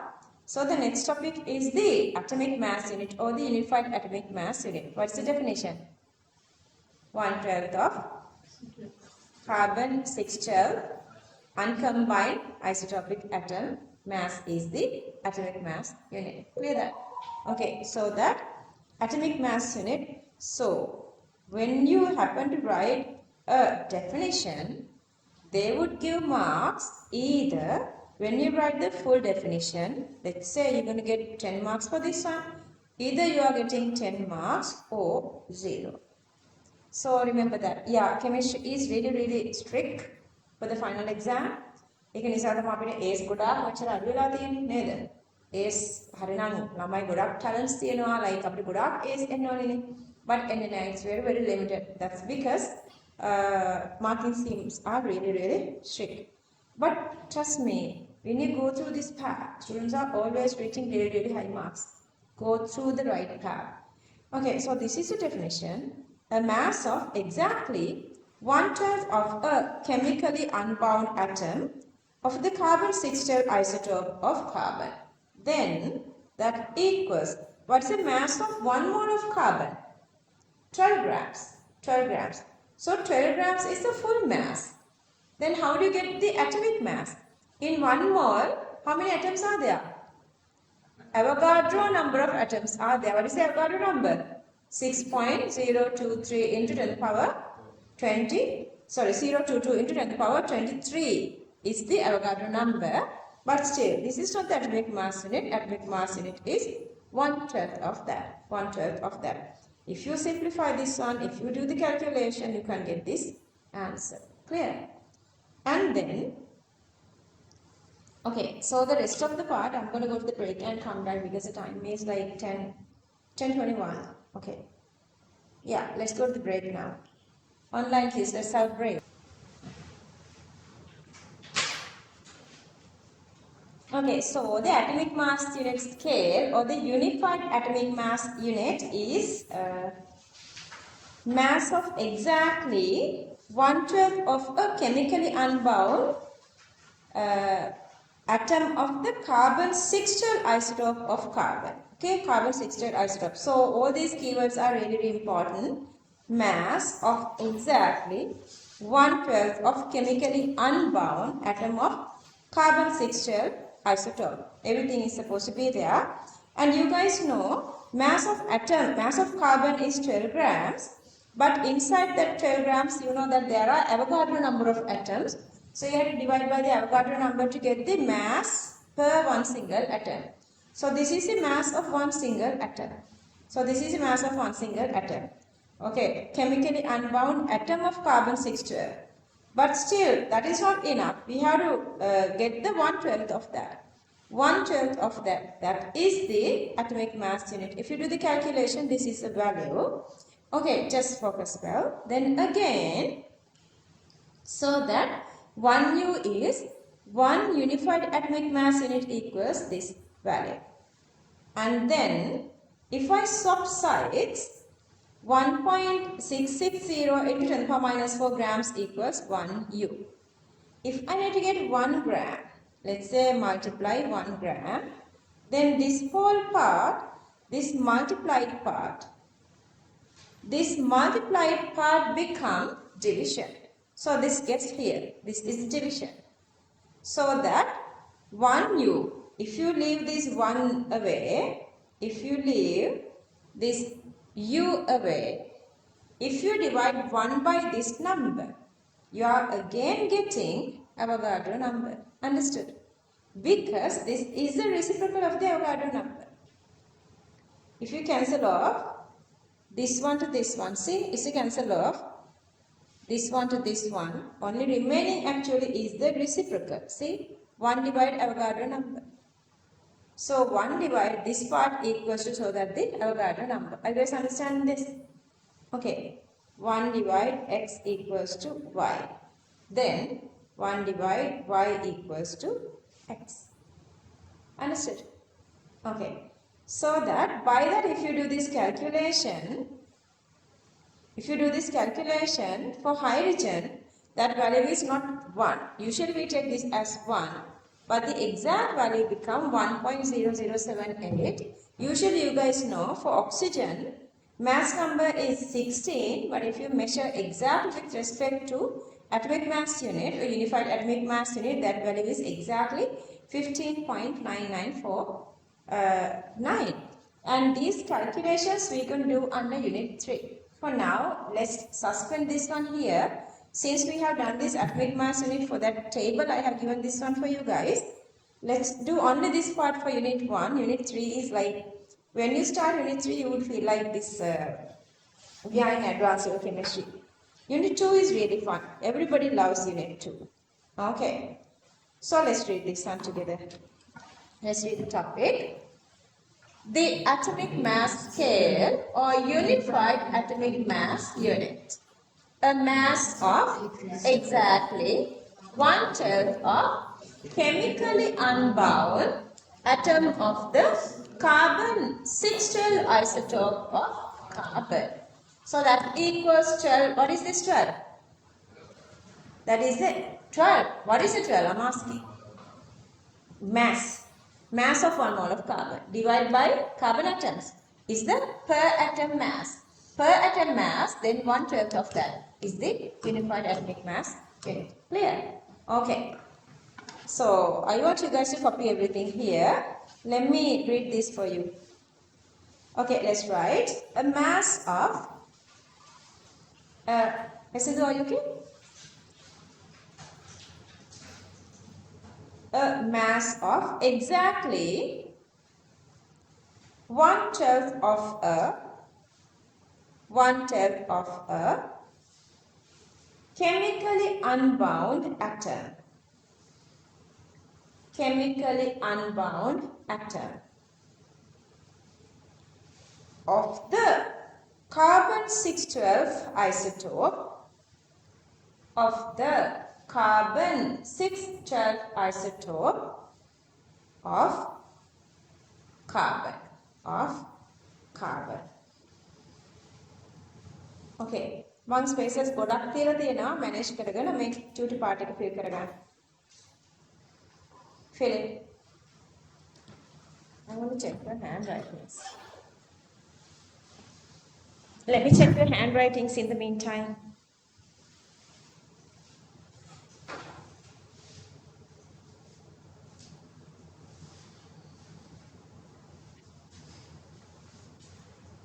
Okay, go on. Just, we've got a minute, yeah? Okay, good.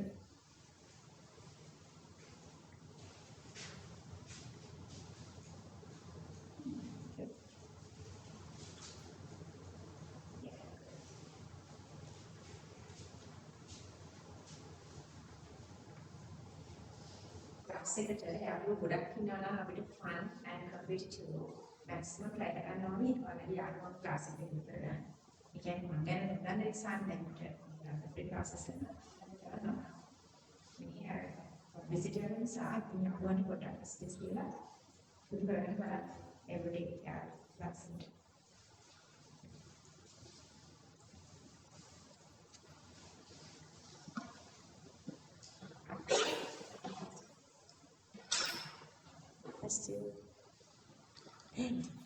Gifts කියන්න බැරි වුණානේ. ඊළඟට මොනවද මේ වෙලාවද යන්න ඕනේ.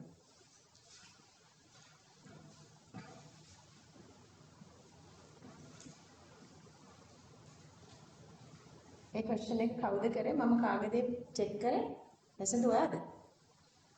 නේද? First question එක කවුද කරේ? මම වැඩි කියලා තිබ්බේ. පුතාද?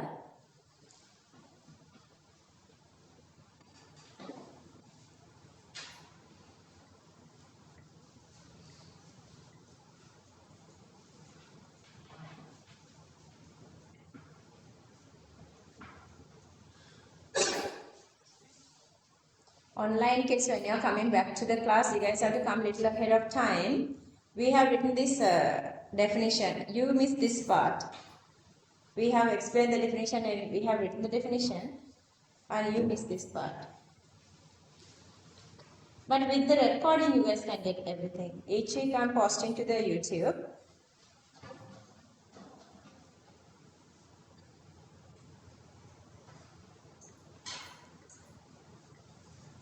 Actually, it's not on YouTube. You guys have to request. If you want these recordings, you guys have to request. It's in YouTube, but it's unlisted. It's not for everyone. Finish. Send it, darling. Okay. Okay. Still we are playing with all these electron, proton and neutron, but we are moving to a new topic, which is all topic for you guys. What are isotopes? Oh, answer that. I'm waiting. Even not kata කරනවා කියන්න ඕනේ.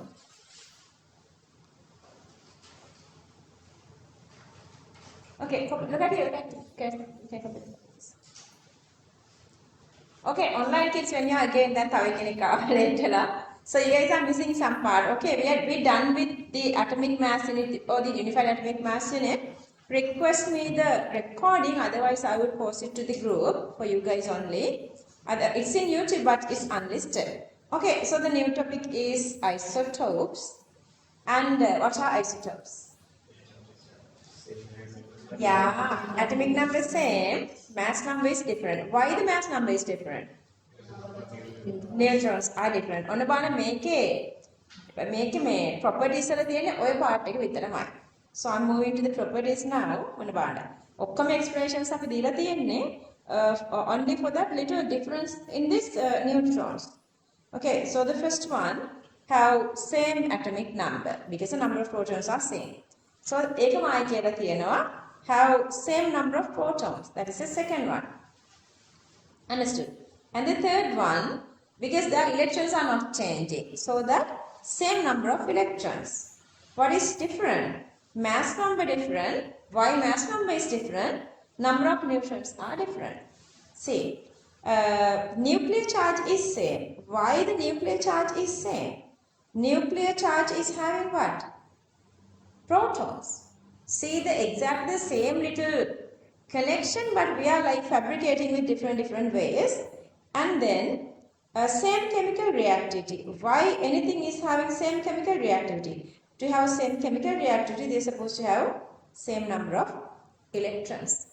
See, still the same thing, but I have to explain this for your note. That's why I'm explaining. And then have different physical properties. What are the different physical properties?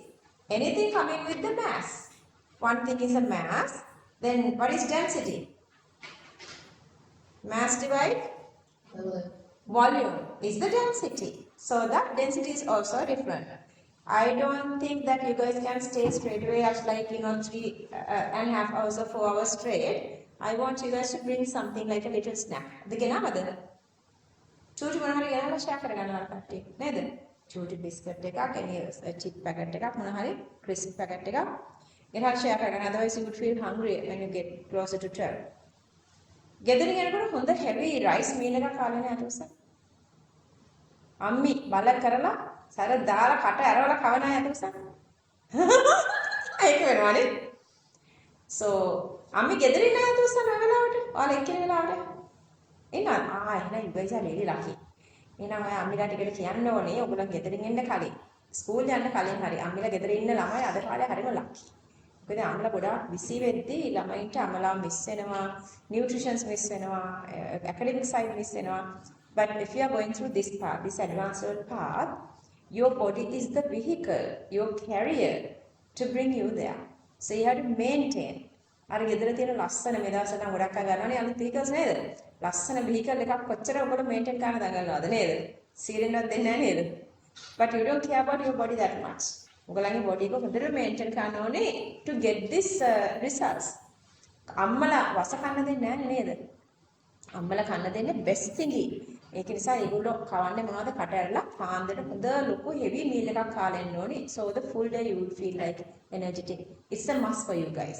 ඔයගොල්ලන්ගේ advance level වලට විතරක් නෙවෙයි ඔයගොල්ලන් ඉන්නේ අර growth එක ගොඩක් speedy level එක. So you guys need like a good healthy meal at the morning මොනවාද? වෙනමකුත් ඕනේ අපිට කියන්න ලොකු පරිප්පුවකුයි බත් එකකුයි යන්නේ කියලා. that's enough. අර curries 4ක් 5ක් දාලා dining table එකේ ඉඳගෙන ටික ටික කන්න පුළුවන් free දවසට නේද? අපිට දවල්ට එහෙම කන වෙලාවක් නැහැ නේ. අතට මටත් එහෙම වෙලාවක් නැහැ. so free දවසට එහෙම කරන්න දැන් හොඳට මේ heavy මොනවා හරි කාලා ඉන්න ඕනේ. okay ඒ ටික තමයි තියෙන්නේ isotopes properties වලට. and then the what is this definition for isotopes? I'm checking these. Sometimes these online texts are sending me messages.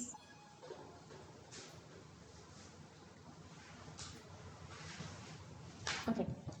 So, let's read the definition together. Isotopes, the atoms which have same atomic number and different mass numbers are the isotopes of that element. So, how do you know that there are isotopes? Yeah. By mass? How? Mass supposed to be different. Let's say chlorine 1735, chlorine 1737. Okay. So if you get the average mass, you cannot go with like, you know, the 35 ekkanai, 37 ekkanai. So let's say you're going to calculate the molar mass. We're going to do the concentration. Always you can't go with like separate isotopes. So you're going to calculate the separate concentration and everything. Really frustrating. So you're going to come to a standard level. So then මේගොල්ලන් එකට එකතු කරලා one single level එකකට එද්දී when there are isotopes always this value is a decimal value. It's not exactly whole number. So that is the evidence that there are isotopes in nature. Okay, their percentages are different.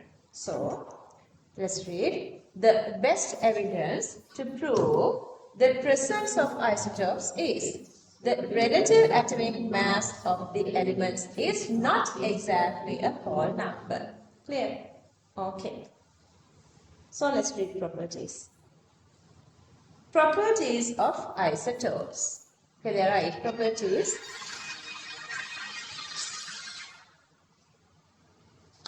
Hello? එපා දැන් දාන්න එපා. ඔයගොල්ලෝ gas එක use කරන්න. Cooker. එපා මට දාන්න එපා ඒක ලෑස්ති කරලා තියන්න කොතනින්? ඔයාලා මයික්‍රෝවේව් එක ඔන් කරද්දී ඔයගොල්ලන් new discoveries කරන්න ඕනේ. ඔයගොල්ලෝ someday when we grow older when microwave is using, it is disturbing the Wi-Fi connection. So I'm losing all these connections. Yeah, I need that only when I'm doing classes here because my other institution there are like, you know, the Wi-Fi is directly closer to my class halls. But here my Wi-Fi is in between Wi-Fi and this classroom is in the middle of that the microwave is there. So when they're turning on the microwave, all these connections are disturbing. Come on, Atila. So that's what she asked to turn on the microwave. Anyway, I don't want to do that. I don't want to disturb you guys. Okay. Have same atomic number. Number 2. Have same number of protons in your flower. Have same number of electrons. Number 4. Have different mass numbers. Number 5. Have different number of neutrons. Number 6. Have same nuclear charge. Number 7. Have same chemical reactivity. It depends on number of electrons and electron configuration. Number 8. Have different physical properties. It depends on the mass of the atom. Okay. So this little part have same chemical properties. Okay. What would you know about this chemical property thingy? Chemical reactivity directly always coming with the electron and electron configuration. Okay, that's why same group elements are having same chemical properties. Examples for same group, let's say group 2 is easy for everyone. What are the elements? Beryllium, magnesium, calcium, strontium, barium, radium. We'll come to that later. So all these are having same chemical properties. Why is that? What's the common last chain electron configuration? It's always 2. 2. Hear that? For advanced level it's S2. For all level it's just 2. Anyway, 2 electrons in the last shell. So, what are they making? All these are metals. They lose electrons to complete this octet. 8 electrons. So, they are always making plus 2. So, they all are showing same sort of properties. So, even one group is having the same properties, then one element is supposed to have exactly the same properties regardless how many neutrons they have. So, that isotopes of one single element, even they have different neutrons, always chemical properties are identical. There are MCQ questions asking such like to confuse you guys. Okay. Can you fill it? I'm not supporting. Okay, hang in. If you feel like something is missing, don't fill that. Keep it. Only confirmed words you can fill. Rest of everything you can fill together.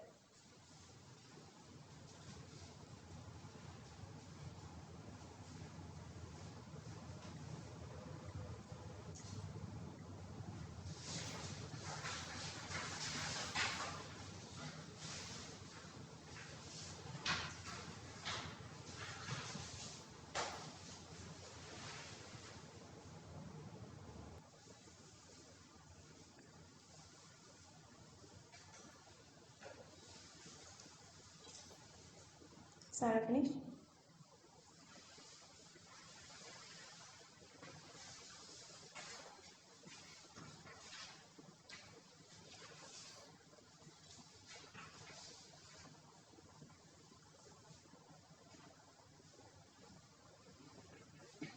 Can I move on? Sandy? Okay, rest of everything you can check together with me. Like rather not making your note messier, let's keep spaces so we can fill together. Okay, I'm reading. You guys want if you can read together. Isotopes. The atoms which have same atomic number and different mass numbers are the isotopes of that element.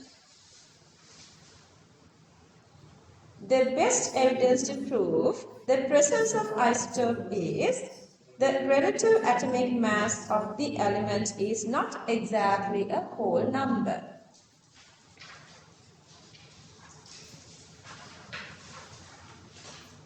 Properties of isotopes: have same atomic number, have same number of protons, have same number of electrons, have different mass numbers, have different number of neutrons, have same nuclear charge, have same chemical reactivity,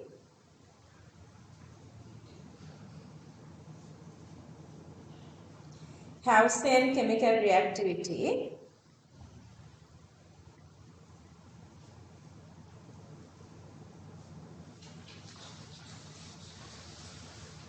it depends on number of electrons and electron configuration. It depends on number of electron and electron configuration. Number 8, have different physical properties. It depends on the mass of the atom. Clear? Hurry. ඔන්න අපි ආයෙත් යනවා calculations වලට. We're going to move on to calculations again, so concentrate well. Okay, so I told you guys when you're having more than 2, anyway isotopes are having more than 2 masses, so that we need to calculate the average mass, otherwise it's disturbing always to go with different masses. Okay, so the topic is finding out average atomic mass of isotopic elements. So here we try to find the average. Highlight in average. We try to find average atomic mass of the isotopic elements. Almost all these elements, there are a lot of elements are having these isotopic mixtures like oxygen, carbon, phosphorus. Nitrogen doesn't have isotopes. Chlorine, those are having isotopes. Okay, so this is the formula that you're going to use. Average atomic mass. To find that, you need the isotopic mass. Isotopic mass and how much naturally present in the nature. And that is the fractional isotope abundance, either the fraction or the percentage. Okay, let's say the fraction is 1 over 4. What is the percentage? 25%. How come you guys are all of a sudden you're feeling like uneasy? 25%. What's the meaning of 25%? 25 divide 100 equals to what? Exactly 1 over 4. Clear that? So either you can substitute here 1 over 4, either you can substitute here 25 divide 100, but exactly the same numerical value. Same numerical value. Clear? If they are given you guys 1 over 4, do you guys need to convert it to percentage? No, not necessary. What you do? When you are doing calculations, you are doing like weird silly mistakes, you can do silly mistakes here, okay? So this is the reaction. This is the equation or the formula. Then here I am explaining what is this fractional isotope abundancy or the relative abundancy. Fractional isotope abundancy or relative abundancy is how much percentage or how much fraction you can see in the nature. All the percentage together supposed to be equal to what? Percentages together equal to 100%. All the fractions supposed to be equal to 1. Clear that? Let's say 1 is 1 over 2. Let's say there are 2 isotopes. Then the other one how much? Another half. Let's say 1 is 30%. If there are 2 isotopes, the other one is 70%. Understood? So you guys got that. Sanadi, are you okay? Understanding this? Which part you feel uneasy? Okay, let's say you have only 2 isotopes. All the isotopes together is 100%. All together 100%. You have only 2. Together 100%. Let's say 100, you are dividing between you and Zara. If Zara is getting 30, how many remaining for you?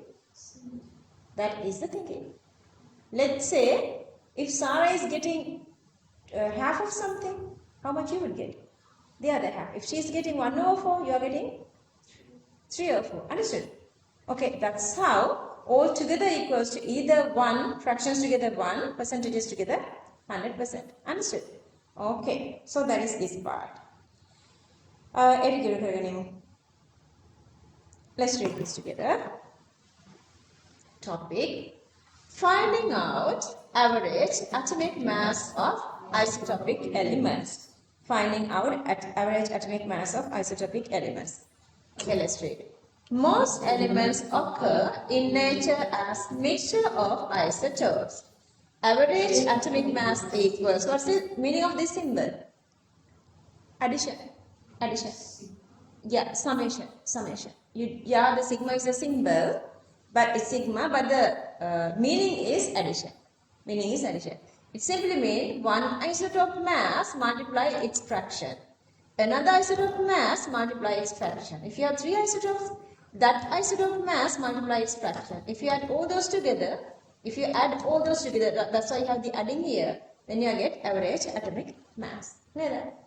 Okay. Fractional isotope abundance or relative abundance. Fractional isotope abundance or relative abundance. Percentage or fractional value of each isotope that occurs in nature. Summation of the relative abundances of each isotope equals to what? 100%. Fractions equals to what? 1. Clear the? හරි මෙරිය feel කරලා ඊට පස්සේ අපි යනවා questions වලට. Okay, let's fill this.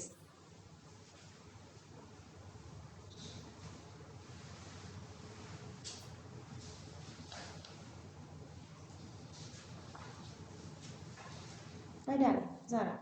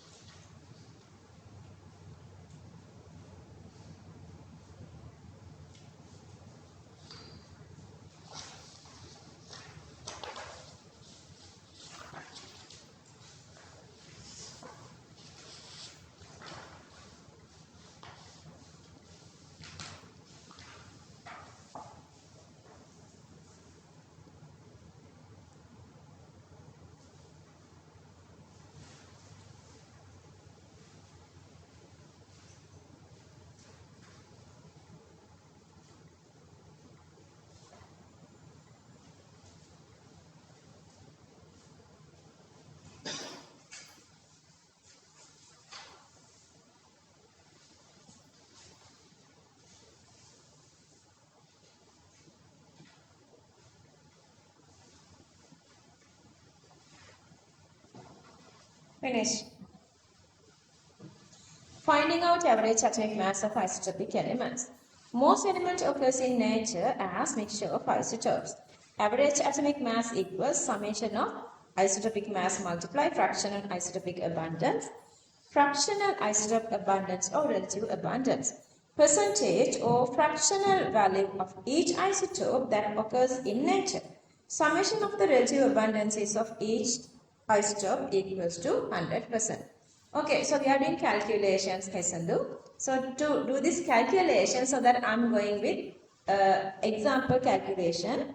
Then question number 6 and 7. You're going to do it now here. Before that, this is a method you guys are doing. So the question is, focus well. So the question is, hydrogen has 3 isotopes. Hydrogen has 3 isotopes. You guys know. See? Hydrogen, protium, deuterium, tritium. Have you done that for all of us? Yeah. Okay. So that using given detail, find out the average atomic mass of hydrogen. Because hydrogen, protium, what is the average atomic mass? 1. Deuterium, it's 2. And for tritium, it's 3. So these 3 values are different from each other. So what is our main equation? Average atomic mass of hydrogen equals what? Summation of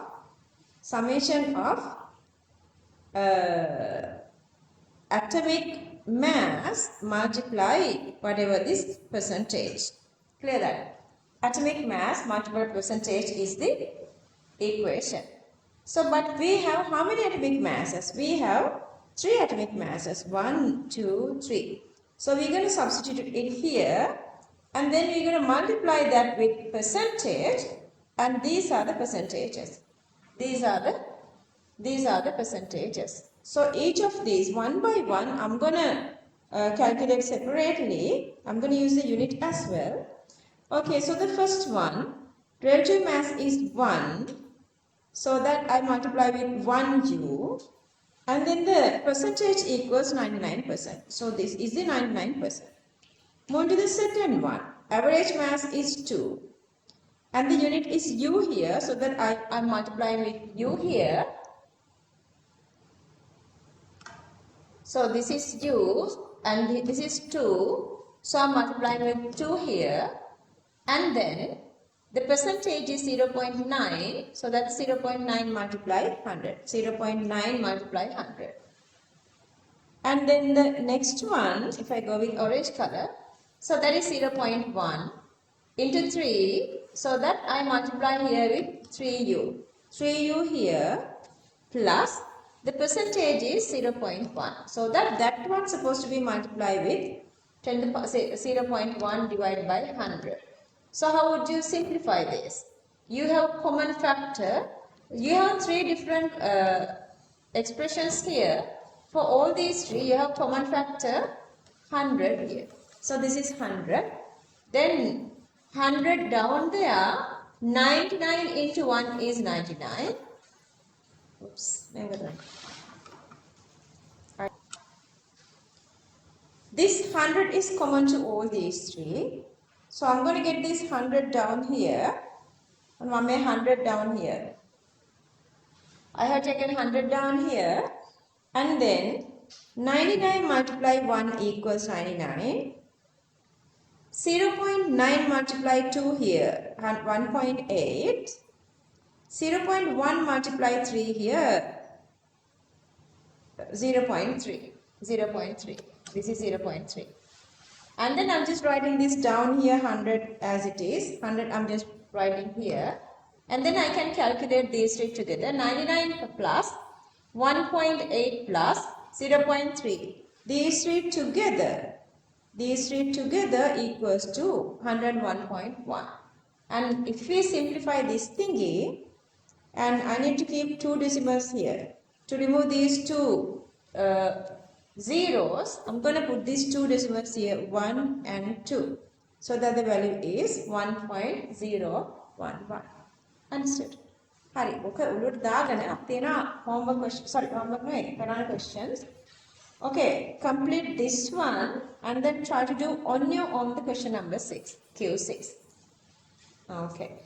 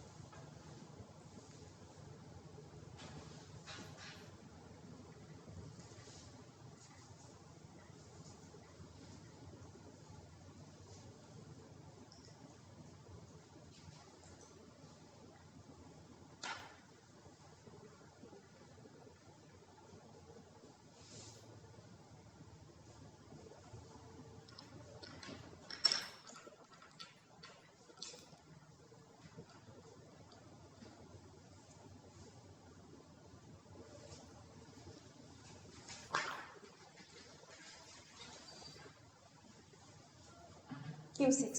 Let's do that. You use a pencil. To do Q6, use the pencil. Or you can use a scratch paper. දැන් ඔයාලට note එක complete දෙනවනේ. මම ඔයාලට කිව්වද පොඩි notebook එකක් තියාගන්න කියලා. For all these 3 subjects, use one single notebook. මන්ට unit 1 note එකේ students ලාගෙන් ගන්න charge එක කීයද? note එකට. හරි. ඔයාලගේ note එකේ price එක 350. So අද ඔයාලට ඕන නම් note එක මට ගෙනියන්න පුළුවන් next day ඔයාලට book එක හදලා ගේන්න. පාඩම් කරන්න වෙන්නේ නැහැ.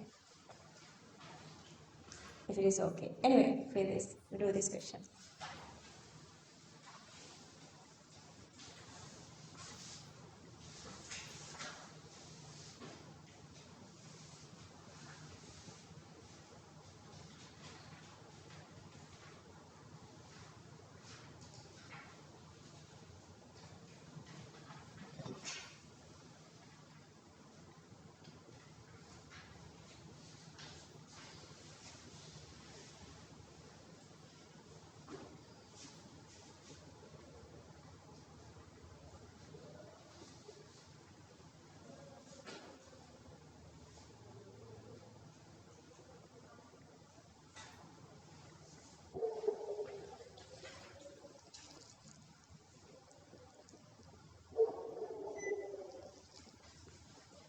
Let me know if you guys go to folder.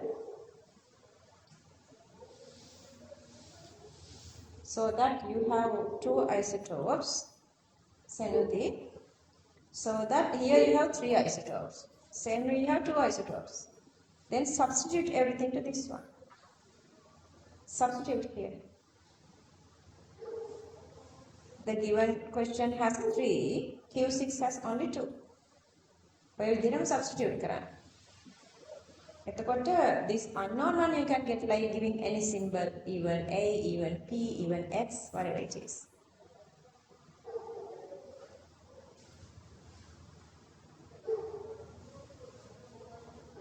There are 2 unknown abundances. So both the unknown abundances, the average is 35.5.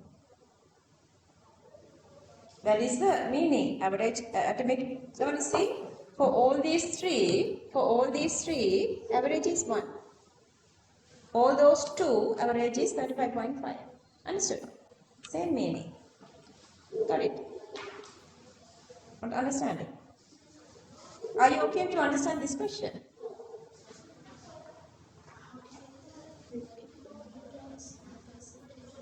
That is the question here. You have to get that question, that answer. That is the answer you're going to find. That is the answer. Last time you didn't know this. Last time you don't know the average. Then average you guys can write like 35.5. Then do the substitution. Use the symbols for unknown ones. If you do not miss points that I have taught you, then getting the answer is easy.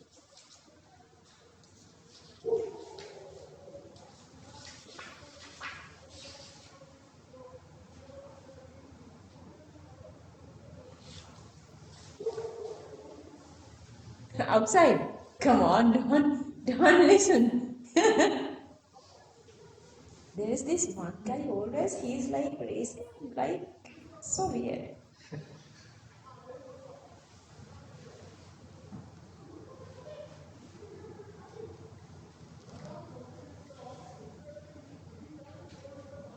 Do you want me to go there and say, stop shooting your mouth?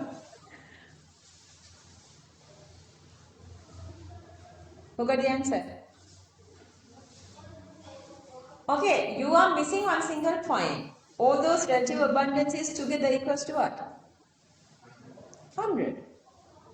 Then, let's forget this part.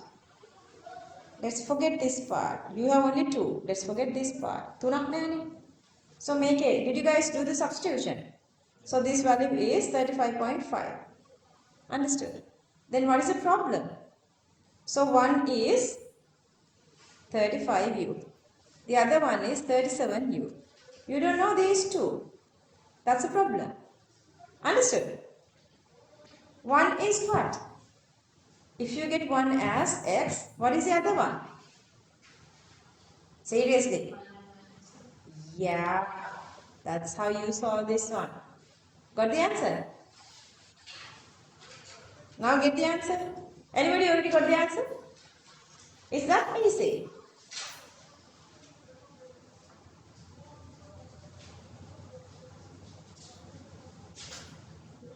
Still use the pencil.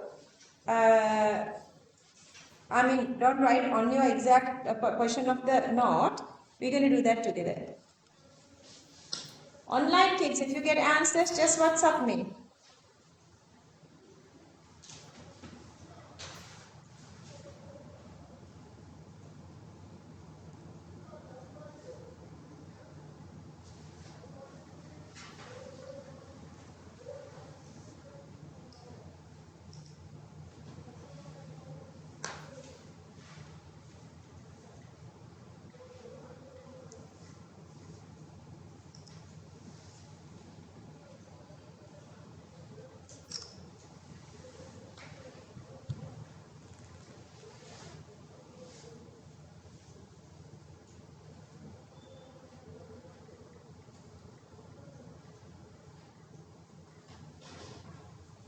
Anybody who got the answer? Come on. Even simplifications are not that bad.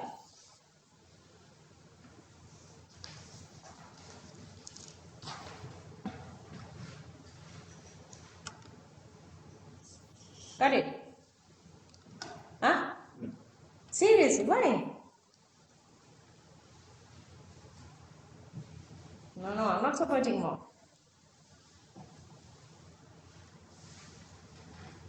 Rest of everything is like, the normal all-over calculations. This is not advanced level chemistry. Simplifications are all-over calculations. And our classes are, advanced level classes are not for practicing all-over calculations. What is the answer?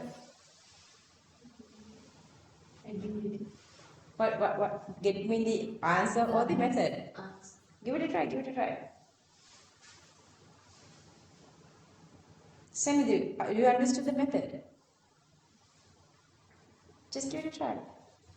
You are not only looking at that. You're going to write it somewhere and do the simplification. I told you, now if you substitute here, this is 35.5. Understood? And then you have two different values.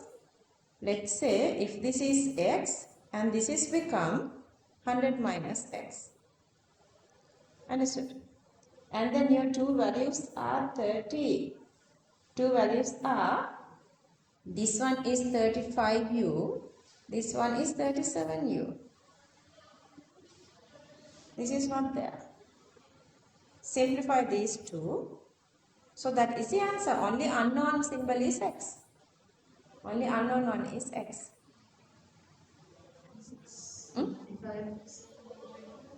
Well done. Good. What is he talking about? Is he blaming to somebody or fighting with somebody? Why a phone call or directly with somebody? Because I see only one voice. Maybe somebody after. So how do you know that which one is which? To our experiment. To our therapist. It is what done. So I know because you use that which is x. Understood? Okay, let's write the answer today. I want you to explain this to your friend. Molly, you move here and move the line there. Yeah,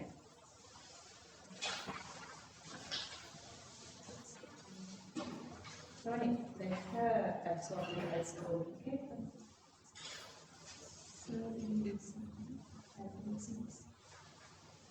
Now I see. You letting girls to win.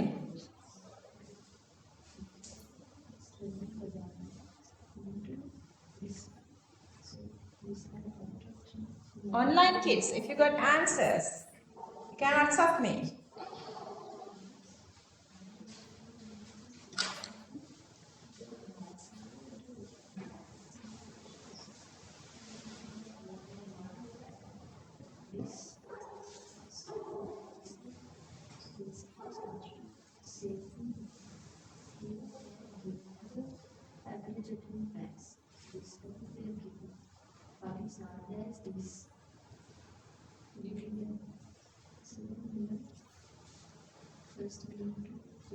Okay, just make sure until the last answer, you have to get your answer. If you trust your teacher and if you wait your teacher is getting answers, you are not improving. So that's how you are improving your calculation practice, simplification practice. Simple, got it? Still not, seriously? Come on, I thought you are resting, I thought you are done. Hasulu, I am disturbing. I'm disturbing.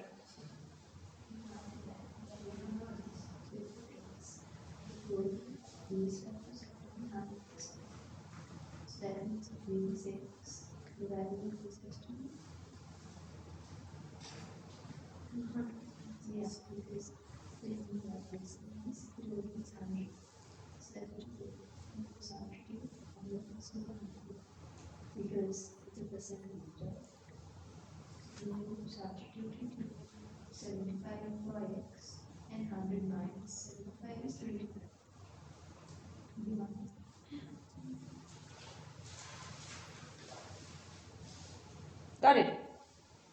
Say no? What? What are your answers?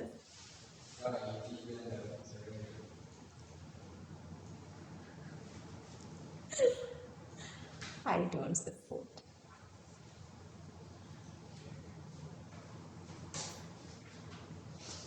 See, how come it is that terrible? ඒකේ ඔයගලන්ට කොතනද ඔච්චර terrible උනේ කියලා මට කියන්නකෝ. You guys are doing this big calculation. Look at the screen. මේ බලන්නකෝ කොච්චර චූටි දෙයක්ද තියෙන්නේ කියලා. Okay. Oops. Okay, try. Will you try until this gets better? Okay. It's this easy. It's this easy. See. Altogether, it's 100%. If one is x, then the other one's supposed to be x minus 100 minus x. Then, I guess everybody reading this equation. Make a hurry live. It equally one on rest of everything. Okay, so me ban 35 into x, 35x. And then these two, you are simplifying. 100 into 37 is this one. And that is this one. And then this one. X into 37 is 37x. Then you are multiplying these two. This is a common factor. You are multiplying with 35.5. That's become 3,550. And then here you have 35x minus 37x is minus 2x. And then again you have the same 3,700. Then 3,700 minus 3,550 is exactly 150. කොතනද අවුලුනේ කියන්නකො මේකේ අවුල වෙන තැන තියනවද කියන්න? What the hell? OMG, you guys.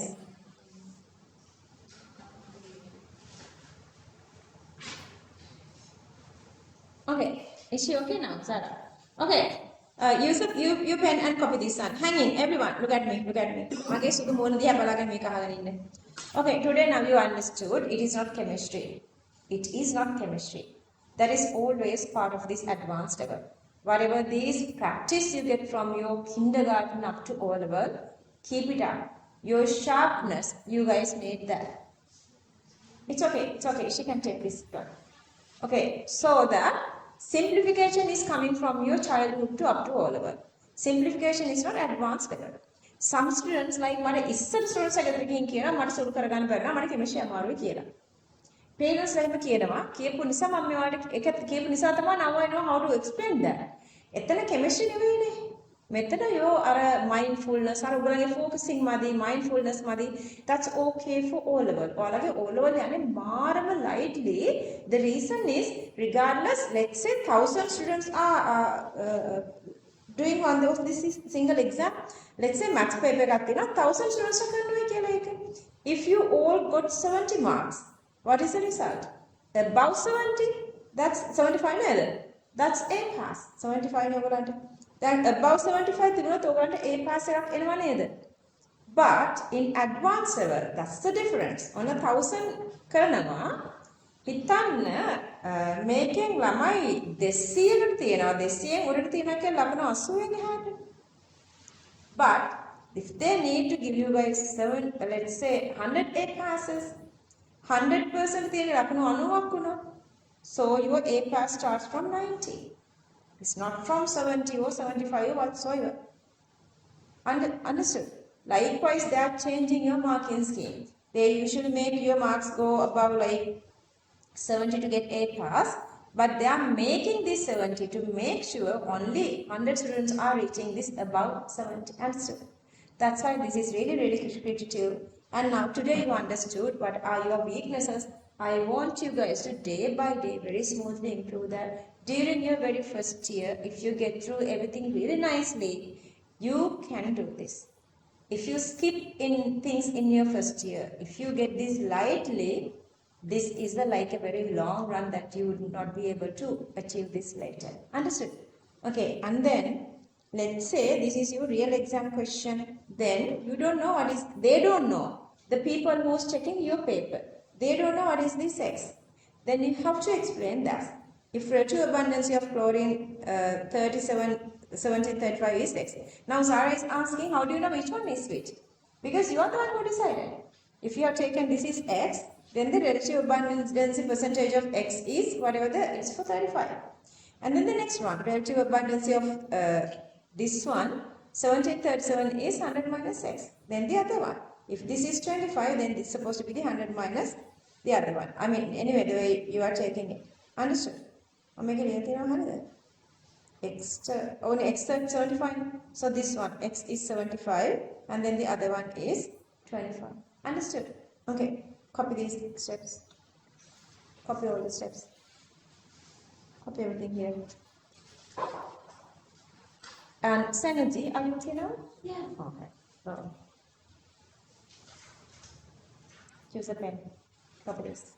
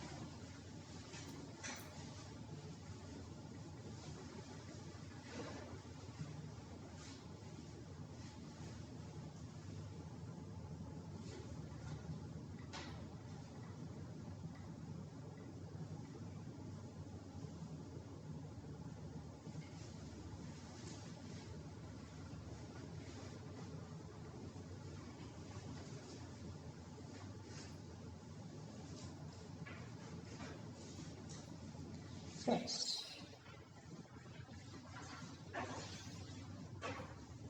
Okay. Give it a try on next question. Please, I need the correct answer. We have another half an, just less than half an hour.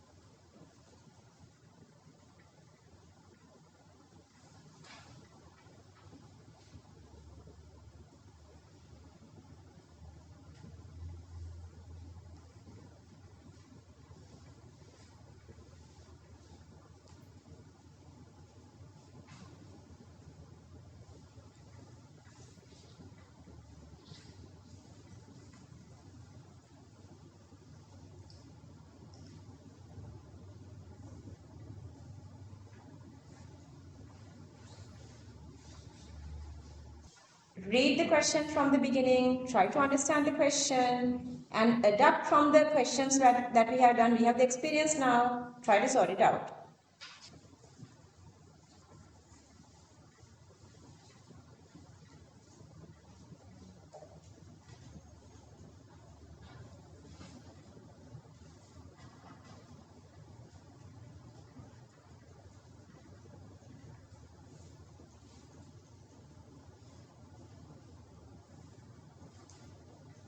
Again, you're supposed to substitute to the equation. Again, you are substituting to equation. Anybody?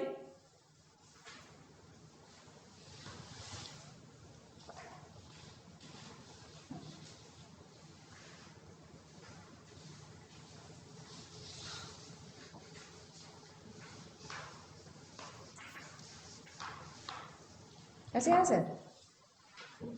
Wow, well done, well done. It's time. You did it. Nailed it. Good.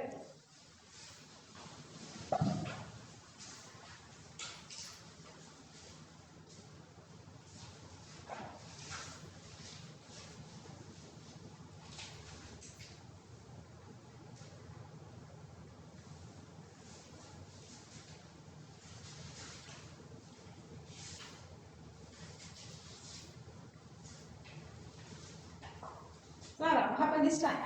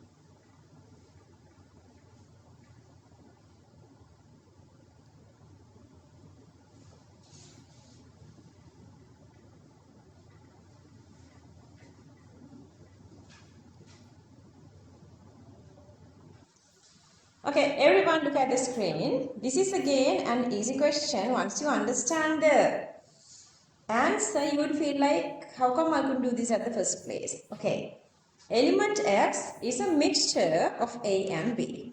Now we know there are two different isotopes in this mixture. Atomic mass of an isotopic element A is 39U. So for A, it's 39U. Relative abundancy of A is to B is 2 is to 3. Simply mean, altogether how many are there? 5. Out of 5, how much is for A? That's 5 over 2. And for B, 3 over 5. Yeah, 2 over 5 and 3 over 5. And then I'm going to go to read more. Find out the atomic mass of B given that average atomic mass of X is 42. Okay, so the element's 39, for X that's 42. Okay, sorry, A is 39, A is 39. So all together, this value is supposed to be 42. So my 42 I'm just writing here. This is my 42. All together it's 42. But that have how many isotopes? Only 2. What are those? A and B. My A is this one. 39 is the atomic mass, atomic number, and then the percentage or the fraction is 2 over 5. I have another isotope, that is B. I'm going to get that isotope as B. You have another one, that is B. I'm going to get B just as B. And its fraction is 3 over 5. 3 over 5. That's how you are building up the same thingy. So the average isotope mass equals summation of mass multiply relative abundancy. Instead of relative abundancy, I'm this time using the fraction. If you want, you can convert this into percentage. Let's say multiply 100, multiply 100. So this is become 40 and this is become 60. But if you simplify again, you are going to 2 over 5 and 3 over 5. Okay, that. So that instead of that, I'm just going to use the same thingy this here. And then 5 and 5 common. If you want, you can write another step. Equals 39u multiply 2 plus b multiply 3 divide 5. Then you can multiply this 5 or either these two 5s with this 42 and that is this one. 42 into 5. So that the remaining is 39u into 2. See, 39u into 2. And then the other one is b into 3. b into 3. So that you are coming here. You are coming here.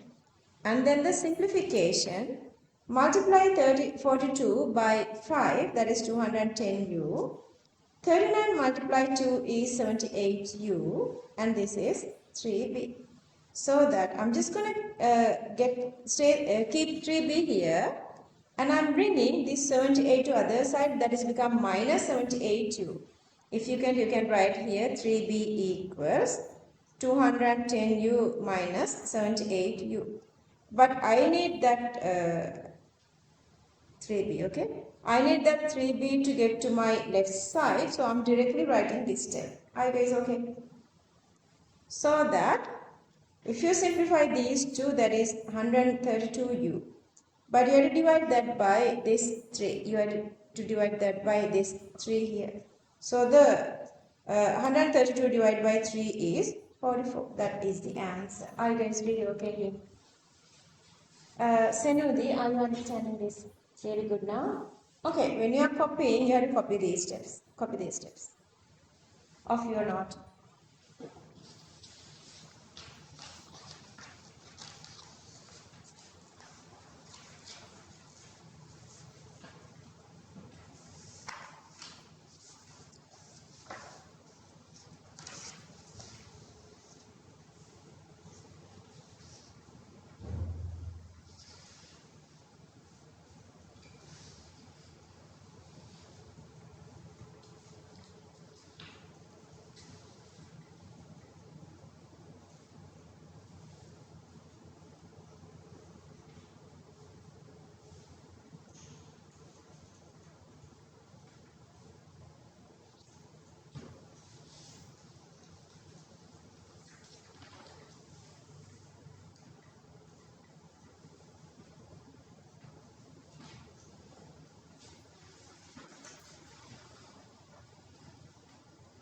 What do you think? You guys want to make the book? Can you guys hand it over to me?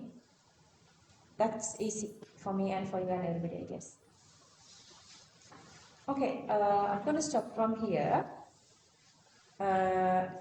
Next part, let's do the radioactivity. Just I'm going to go a little like this inside for you guys. This is again your resource book. Radioactivity. Discoverer of the radioactivity is Henry Becquerel. Discoverer of radioactivity is Henry Becquerel. When Henry Becquerel? He is the Henry Becquerel. Oh, he is the Henry Becquerel, but then Rutherford discovered from radioactive elements, it's releasing 3 different radiations, alpha, beta and gamma. Alpha, beta and gamma. Okay, what is this alpha? You guys know now. What is alpha? Huh? Yeah, alpha is alpha is helium nucleus. So alpha is helium plus 2, 4. Alpha is helium nucleus. What is beta? Electrons. Exactly, electrons. So beta you can write. Beta is electron minus 1, 0. What is gamma? Gamma is part of electromagnetic radiation. Electromagnetic radiation. So these are the alpha, beta, gamma. Then the comparison of that. We're going to do that next day. But before moving on, let's do this little revision that we did today, because you guys did a little heavy these calculations. Today we started to talk from discovery of neutrons. Is it? Yeah. Who discovered neutrons? James Chadwick. Yeah. Who invented this mass spectrometer? J.J. Thomson and Francis Aston. Okay, then what was the experiment they done? They were using the beryllium plate and bombarded what? Which rays? Same alpha rays. Then they used this charge particle counter to measure that radiation. What are the properties of neutrons?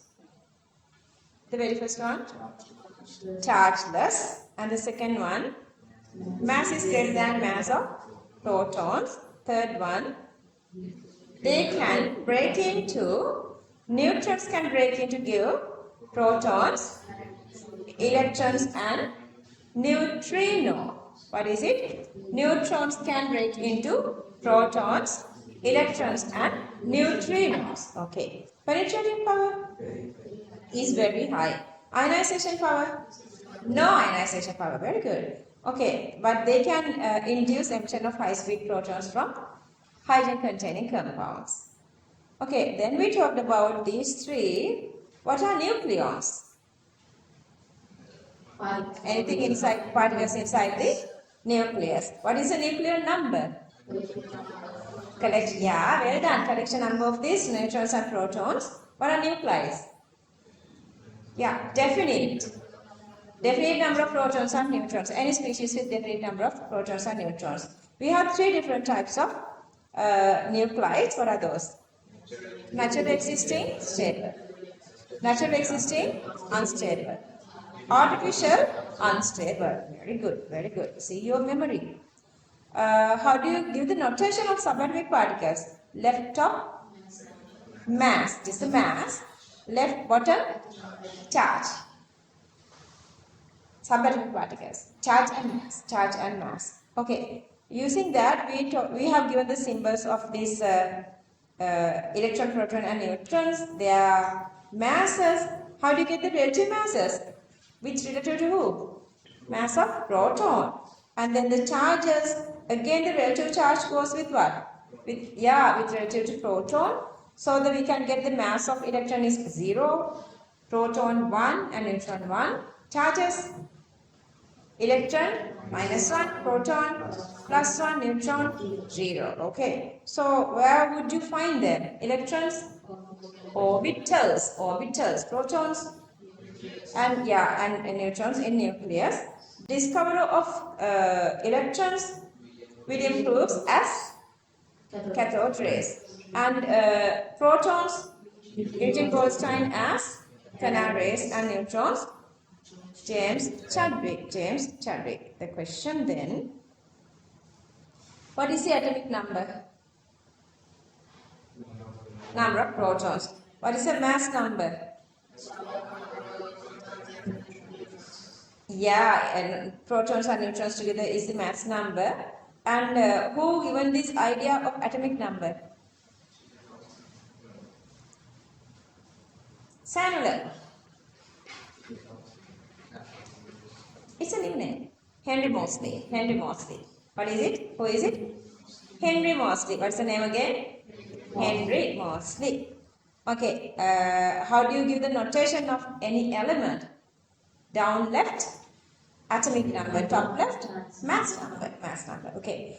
Question number 3. Challenging question. Couple of you did good. Couple of you didn't. I want you guys to see. So this is the, what is this? Atomic number. What is this? Mass number. What is this? Charge. This has what happened? What is this? Anion or cation? Cation. What has it done? It has, yeah, it's lose how many electrons? 3 electrons. Okay. So that we did question number 3 and 4 as well. Then we understood what is the unified atomic mass in it. What is the unified atomic mass in it? Mass of exactly 1/12 of chemically unbound. Yeah, yeah. Carbon 612 isotope. Yeah. Okay. And isotopes are same mass number, different. Sorry. Different mass number, same atomic number. Just let's read the properties. Have same atomic number. You can look at the screen and we can, even you are improving memory. Have same number of protons. Number 3. Have same number of electrons. Number 4. Different mass numbers. Number 5. Neutrons are different. Number 6. Nuclear charge is same. Number 7. Chemical reactivity is same. Number 8. Physical properties are different. What are the physical properties? Mass and density. Mass and density. Okay, how would you calculate the average atomic mass? How would you calculate the average atomic mass? Summation of isotopic mass multiplied fractional isotope abundancy. What is the fractional isotope abundancy? Percentage of fraction they are existing in nature. Percentage together equals to? මම කියලානේ ඊළඟ question number 6 දුන්නේ. එතකොට ඔබ 100 කට ගන්න ඔයගලන්ට සිහි නැති වුණා. ඇයි? Because your mindset still work as all levels. ඔතනින් අතට දෙන්න ඕනේ. Advanced level 2 years අදී ඔයගොල්ලෝ 10 years විතර mature වෙනවා. Like it's like a good side of maturity. Like you have a better insight about the life. So improve that way. So that how would you calculate? Each of these abundance has to multiply with its own value, its own mass value. And we did question number 6. 7. Next day we are doing this radioactivity. Any question, anyone? Any question? No question. You guys doing good? Okay, then write the name on the top page of your note and just leave it where you are there. Write name of the top page and leave it there. Yeah, you're supposed to bring the next week. Yeah. Then don't you want about next week? After next week, are we meeting? Okay, just give me a second. Today is March 29. And then the next day is, next Sunday is March 5th. ඊට පස්සේ අපි ආයෙ meet වෙන්නේ March 19. Would you guys be okay to meet on this date? Like, would you guys go on tours and trips and ඔයගොල්ලන් අයිති ඇතුළට දැන් තියෙනවා relax වෙන්න? Is it okay to start the class on this date after 5th? 19th is the vacation, 12th is the only vacation day. Could you guys be able to get here? Otherwise, with the long vacation, would you guys go here and there? No, not going anywhere. Okay, is it okay to start the class on 19th? Okay, so then we go to the class on this 5th and then 19th. The only it simply means, Senudi, you're going to keep your note with you. So after New Year, let's make your note. If you couldn't give it today, because I would not be able to give it back on this 5th, because I'm going to give you guys your tudes. Then you guys need the note with you to do questions. Okay? All right. Okay. So let's stop from there then. Bye. Take care, everybody. Good night.